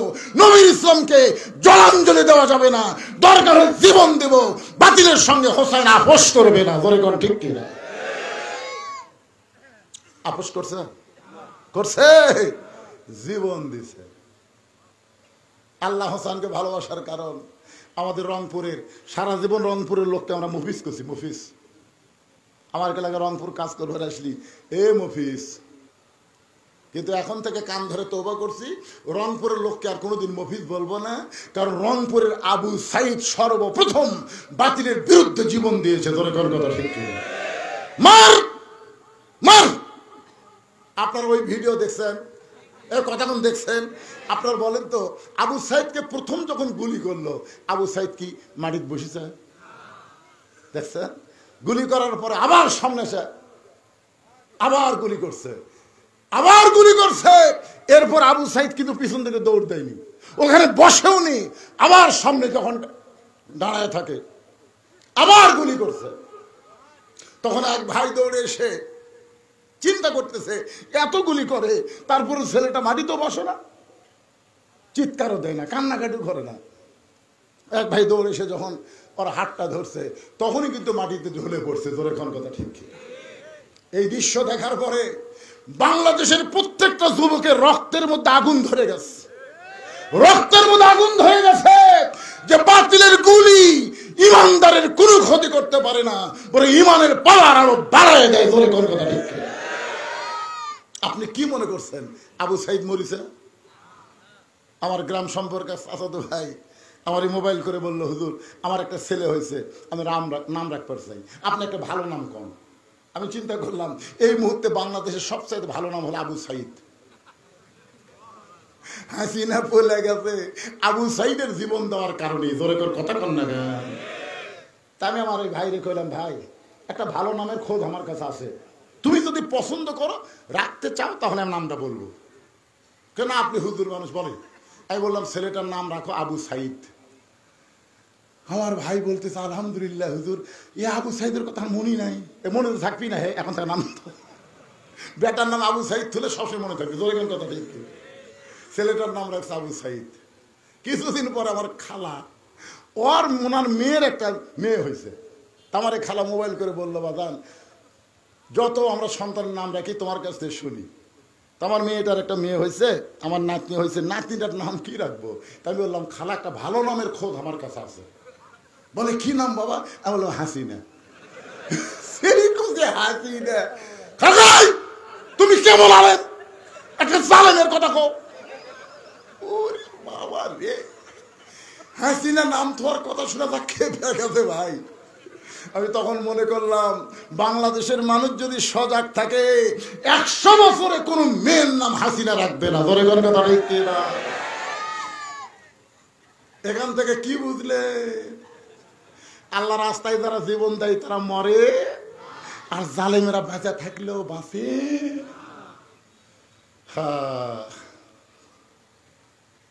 আপনারা কি মন খারাপ করতেছেন? এই কমিটির লোকেরা আমাকে বলেছে, হুজুর আমরা বেশি রাত ওয়াজ করি না, 11টার উপর আমরা যাই না। কিন্তু আমি তখন চিন্তা করলাম, আমি এমন একটা বক্তা ভাই, আমি ঘড়ির দিকে তাকে ওয়াজও করি না। এই মুরব্বী দে বাবা, মুরব্বী কম এখন বিপদ রে, বসেন বাবা, বসেন বসেন, আল্লাহর রাস্তে বসেন বাবা। মুরব্বী কলো খেবে, আমার মুরব্বী কয়। এই ছেলেরা হাজার হাজার টাকা খরচ করে এই জান্নাতের বাগান লাগাইছে। আপনারা কারা কারা এই কোরআনের মাহফিলের পক্ষে 2 হাত তুলে আমার আল্লাহকে একটু হাত দেখে পারছে? বাগান হাত তুলে লিল্লাহি তাকবীর, হাত নামান। এখন আপনাদেরকে আমি বলবো যে বাংলাদেশে আগামীতে এই কোরআন দিয়ে বাংলাদেশ চলুক, এটা কারা কারা চান? 2 হাত তুলে আল্লাহরে দেখান। লিল্লাহি তাকবীর, আল কোরআনের আলো। আর ঘরে ঘরে না, এখন ডাইরেক্ট মার হবে। এতদিন অ্যাঙ্গেলে মার হচ্ছে, আর অ্যাঙ্গেল চলবি? আল কোরআনের আলো সংসদে আমরা আগামীতে কোনো জালিমকে সংসদে পাঠাবো না, ভালো মানুষগুলোকে নির্বাচন করে আমরা সংসদে পাঠাবো। ধরে কোন ঠিক কিনা? তাহলে আল কোরআনের আলো সংসদে জালো, আল কোরআনের আলো। আলহামদুলিল্লাহ।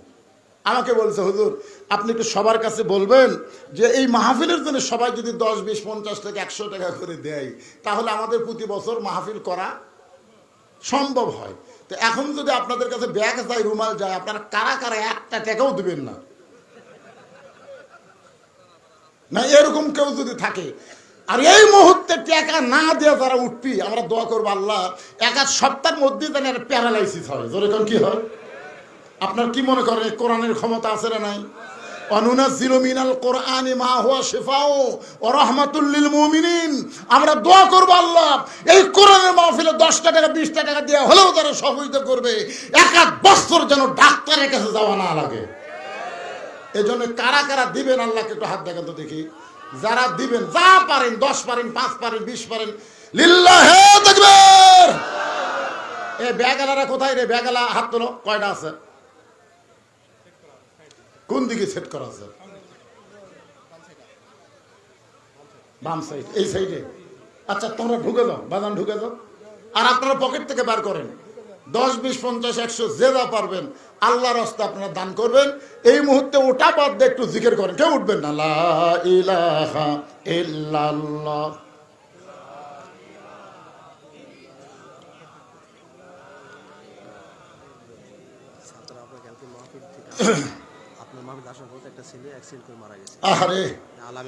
আমি ছাত্রা মাহফিল করলাম, সে মাহফিল শুনে আসার সময় অ্যাক্সিডেন্ট করে একটা ছেলে মারা গেছে। আপনারা যে মোটর সাইকেল নিয়ে যাচ্ছেন, মশান মারতেছেন, পার্সোনাল মশান মারা চলবে না। বাড়ির থেকে আইসি, বাড়ি যাওয়ার গ্যারান্টি নেই। জোরে কোন কথা ঠিক কিনা ভাই রে? আসার সময় ছেলেটা অ্যাক্সিডেন্ট করে মারা গেছে। মহিলাদের প্যান্ডেলেও যাবে। কারা যাবে? মহিলাদের প্যান্ডেলও সেট করা আছে। আপনারা যান, মায়ের আল্লাহর রাস্তায় দান করবেন।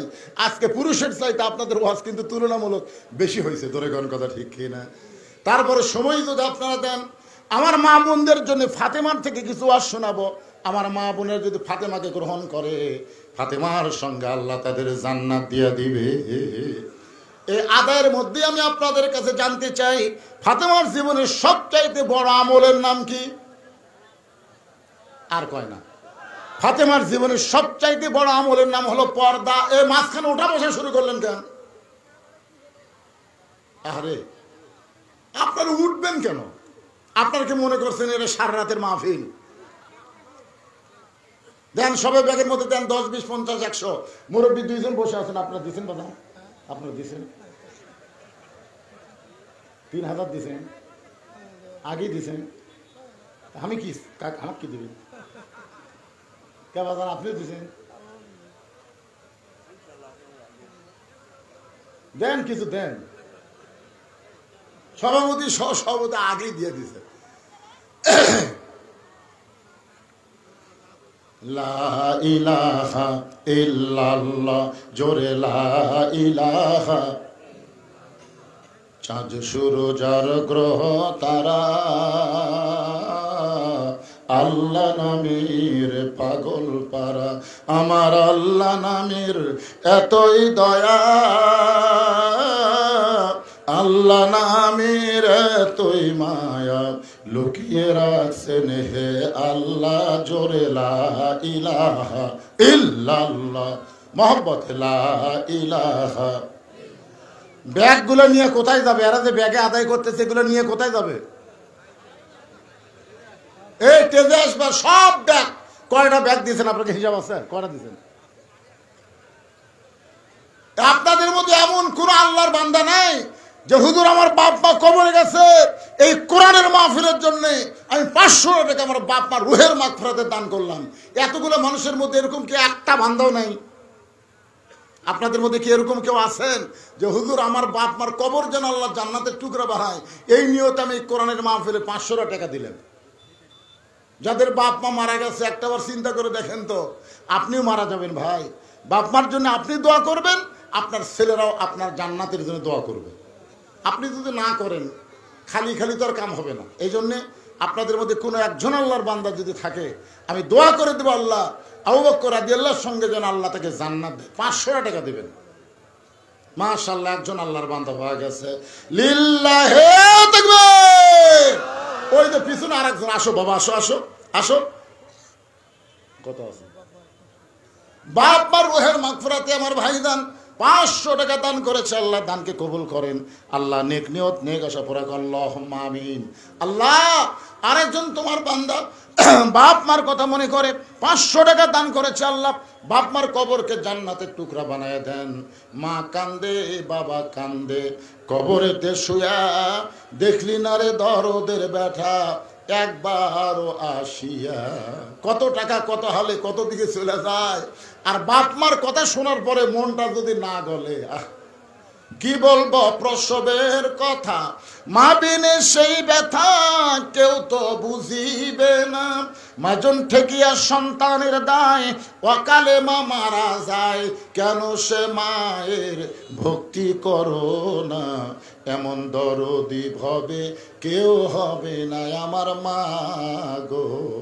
ভালোই চলতেছিল, টাকা চাওয়ার কারণে অনেকে উঠে গেল। আপনারা বলেন তো, সবার টাকা কি ভালো কাজে খরচ হয়? কথা বলেন, হয়? এই যারা বসে আছেন, আপনি একটু সামনে আসেন তো ভাই। গেছে গেছে যার যেরকম। কারণ আমরা অনেক বড় ধানের ঠিপ দেখি, দেখি না? আপনারা কি কন, ধানের পালা কন না ঠিপ কন? সব ধান এক জায়গায় নিয়ে জড়ো করে সবাই বলে অনেক ধান অনেক ধান। একজন বলতে সব ধান না রে, এর মধ্যে পাতানো আছে, চিটাও আছে। চিটা পাতান কেমনে বুঝবো? হিয়া বড় একটা ফ্যান নিয়ে আসে, চালু কর। ফ্যানটা চালু করছে, এরকম ধান যখন তোলে তখন চিটা পাতানকে ঠিপের মধ্যে থাকে না, উড়ে যায়, উড়ে যায়। এখানে চিটা পাতান মার্কা যারা আদায়ের কথা শুনে উড়ে গেছে, তার মানে বোঝা গেল এরা খালি শুনবার আর আবু জেহেলের মতন, আবু বকরের মতন গ্রহণ করতে চায়নি। যাবেন কেন? আমার আলোচনা কি শেষ? আজকের শেষটা কি? আর দও মুখলিবাত। আপনি জানেন আগামীকাল পর্যন্ত বাঁচার গ্যারান্টি নাও থাকতে পারে। আজকের মাহফিল জীবনের শেষ মাহফিল হতে পারে। আজকের মোনাজাত জীবনের শেষ মোনাজাত হতে পারে। জোরে কোন ঠিক কিনা? যাবেন কেন? এইটুকু ধৈর্য যদি আপনাদের না থাকে, তাহলে এত বড় মাহফিল এরা কেমনে করবে? এই ব্যাগগুলো সব টেনে নিয়ে আসো। এখন আসেনি, একটা ব্যাগও আসেনি। কে আদায় করে ব্যাগ কোন দিয়ে গেল রে? হ্যাঁ,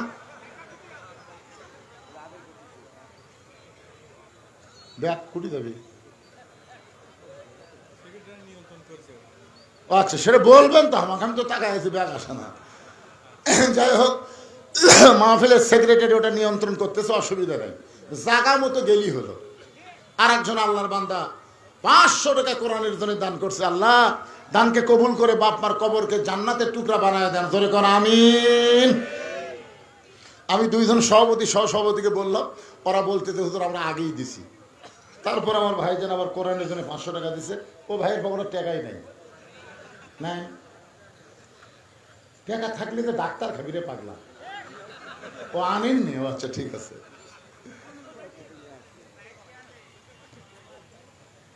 না না, এইরকম জাকাত বসে বাড়ির টাকা তুলে হবে, অন্তত কিছু টাকা নিয়ে আসা দরকার আছে। যাক আলহামদুলিল্লাহ, আনে না, দিছেও নি, না দিলেও পরে দিবে, সমস্যা নেই।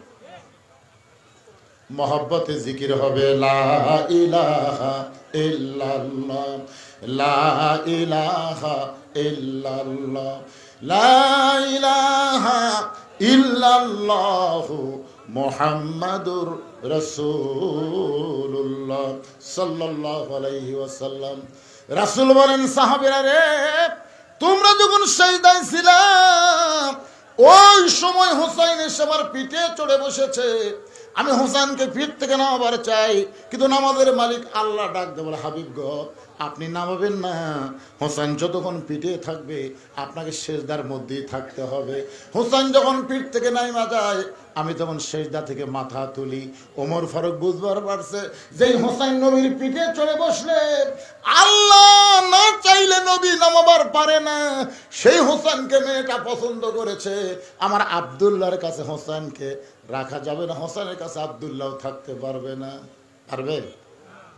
জুমার দিন সব মুসল্লি মসজিদের মধ্যে, আর আব্দুল্লাহর হোসেন খেলাধুলা করতেছে।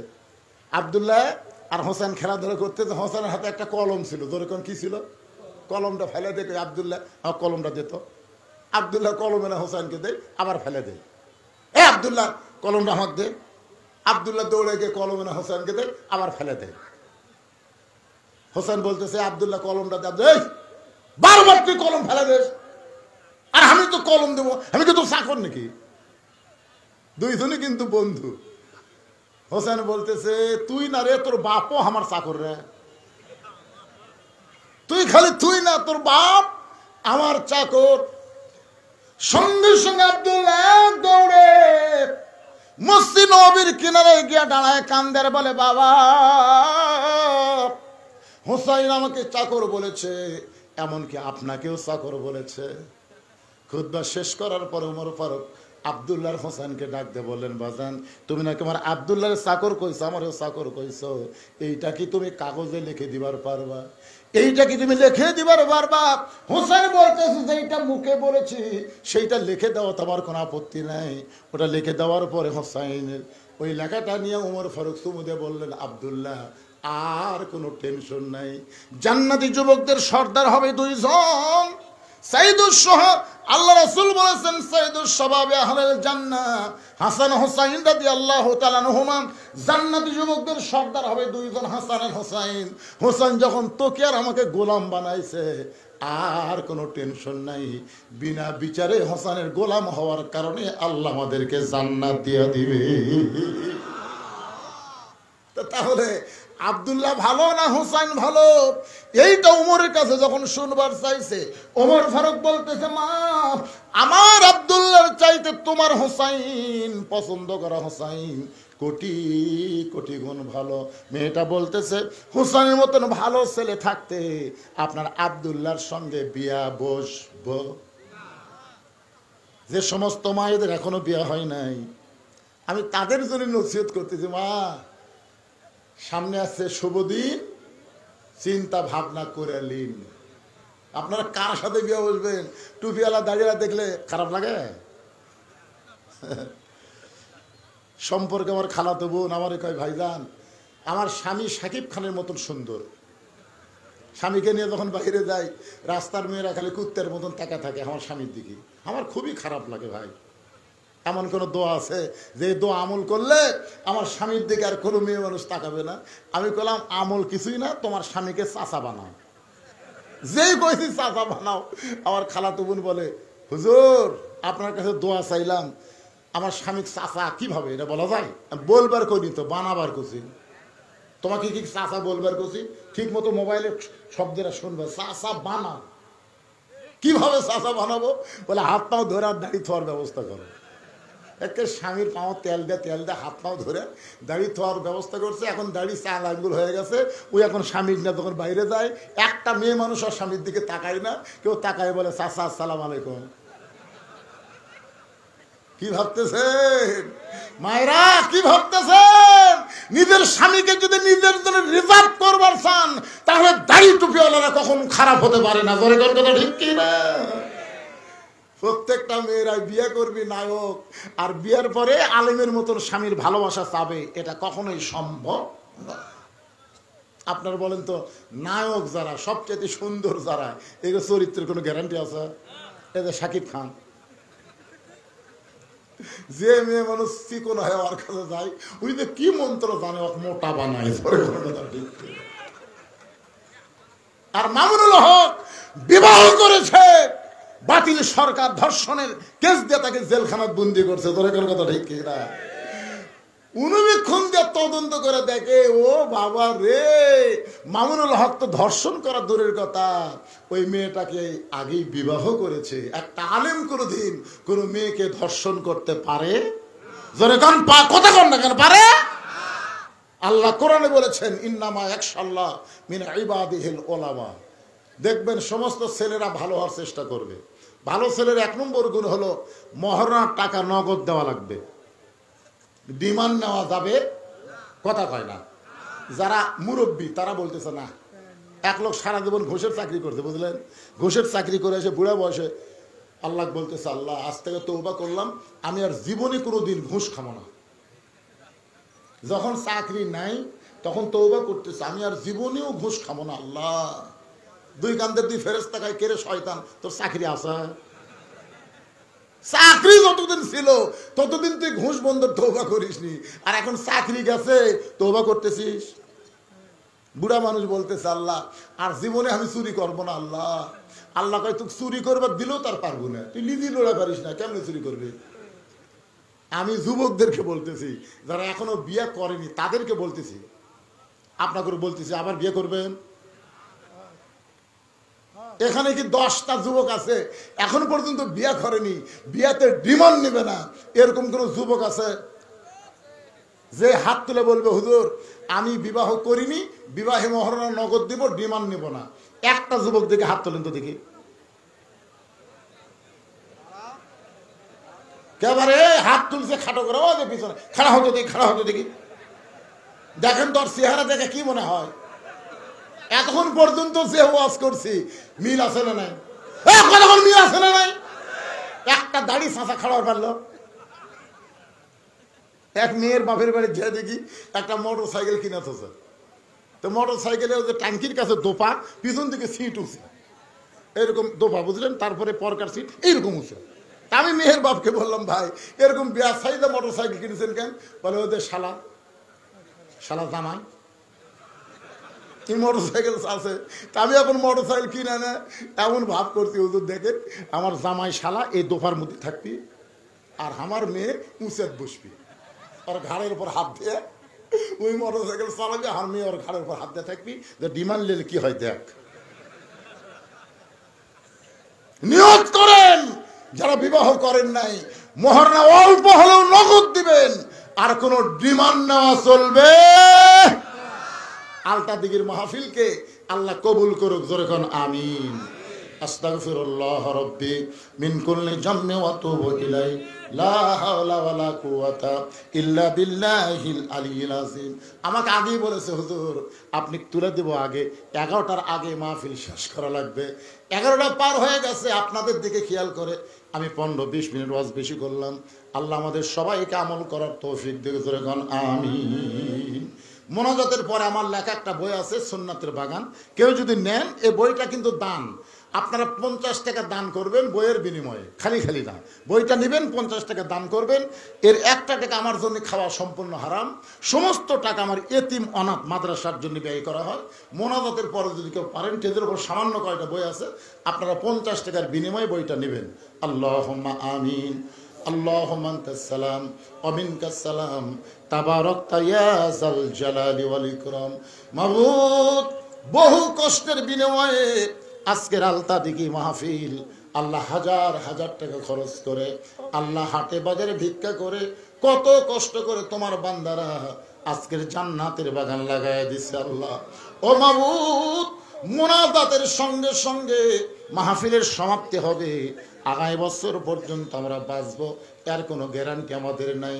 হতে পারে আজকের মাহফিল আমার জীবনের শেষ মাহফিল, হতে পারে আজকের মোনাজাত আমার জীবনের শেষ মোনাজাত।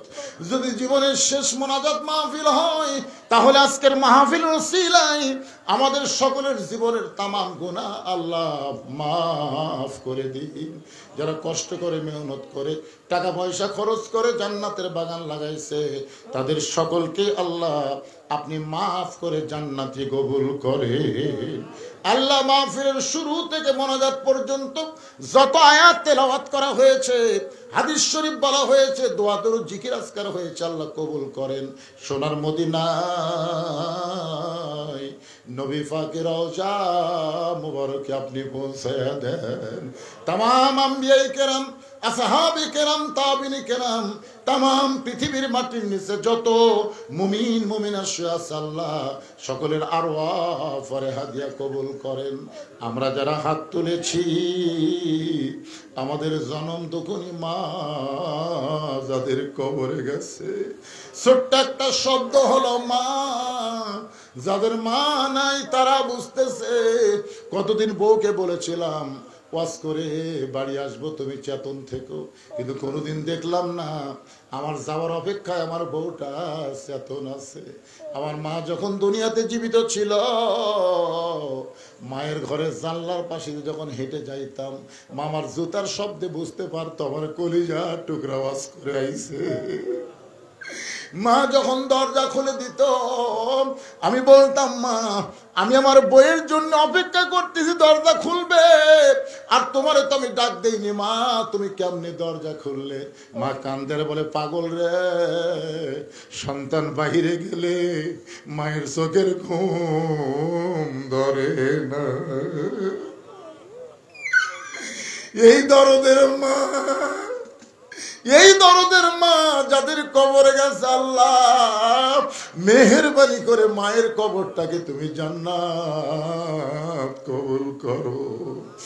বাবার বাড়ি ঘর সবই আছে রে, কিন্তু আমাদেরকে এতিম করে থুয়া বাবা চিরদিনের জন্য এতিম হইয়া কবরের ঘরে ঢুকিছে। আল্লাহ আল্লাহ মেহেরবানি করে জনম দরদি বাবার কবরকে জান্নাতের টুকরা বানায়া দাও। আমাদের বাপ মা এখনো যাদের জীবিত আছে, আল্লাহ এই দুইটা নিয়ামতের হায়াত তুমি বাড়ায়া দাও। আল্লাহ আমাদের দাদা দাদি নানা নানি আত্মীয় স্বজন শ্বশুর শাশুড়ি যাদের কবরে গেছে, আল্লাহ কবরবাসীদের মাফ করে দাও। তোমার বান্দার দুই হাত তুলে আমিন আমিন করতেছে। আল্লাহ কে কোন নিয়তে হাত তুলেছে, আল্লাহ সকলের নেক নিয়ত নেক আশা তুমি কবুল করো। আজকের মাহফিলের সম্মানিত সভাপতিকে আল্লাহ তুমি কবুল করো, সহসভাপতি কবুল করো, এই মাহফিল কমিটিকে আল্লাহ তুমি কবুল করো।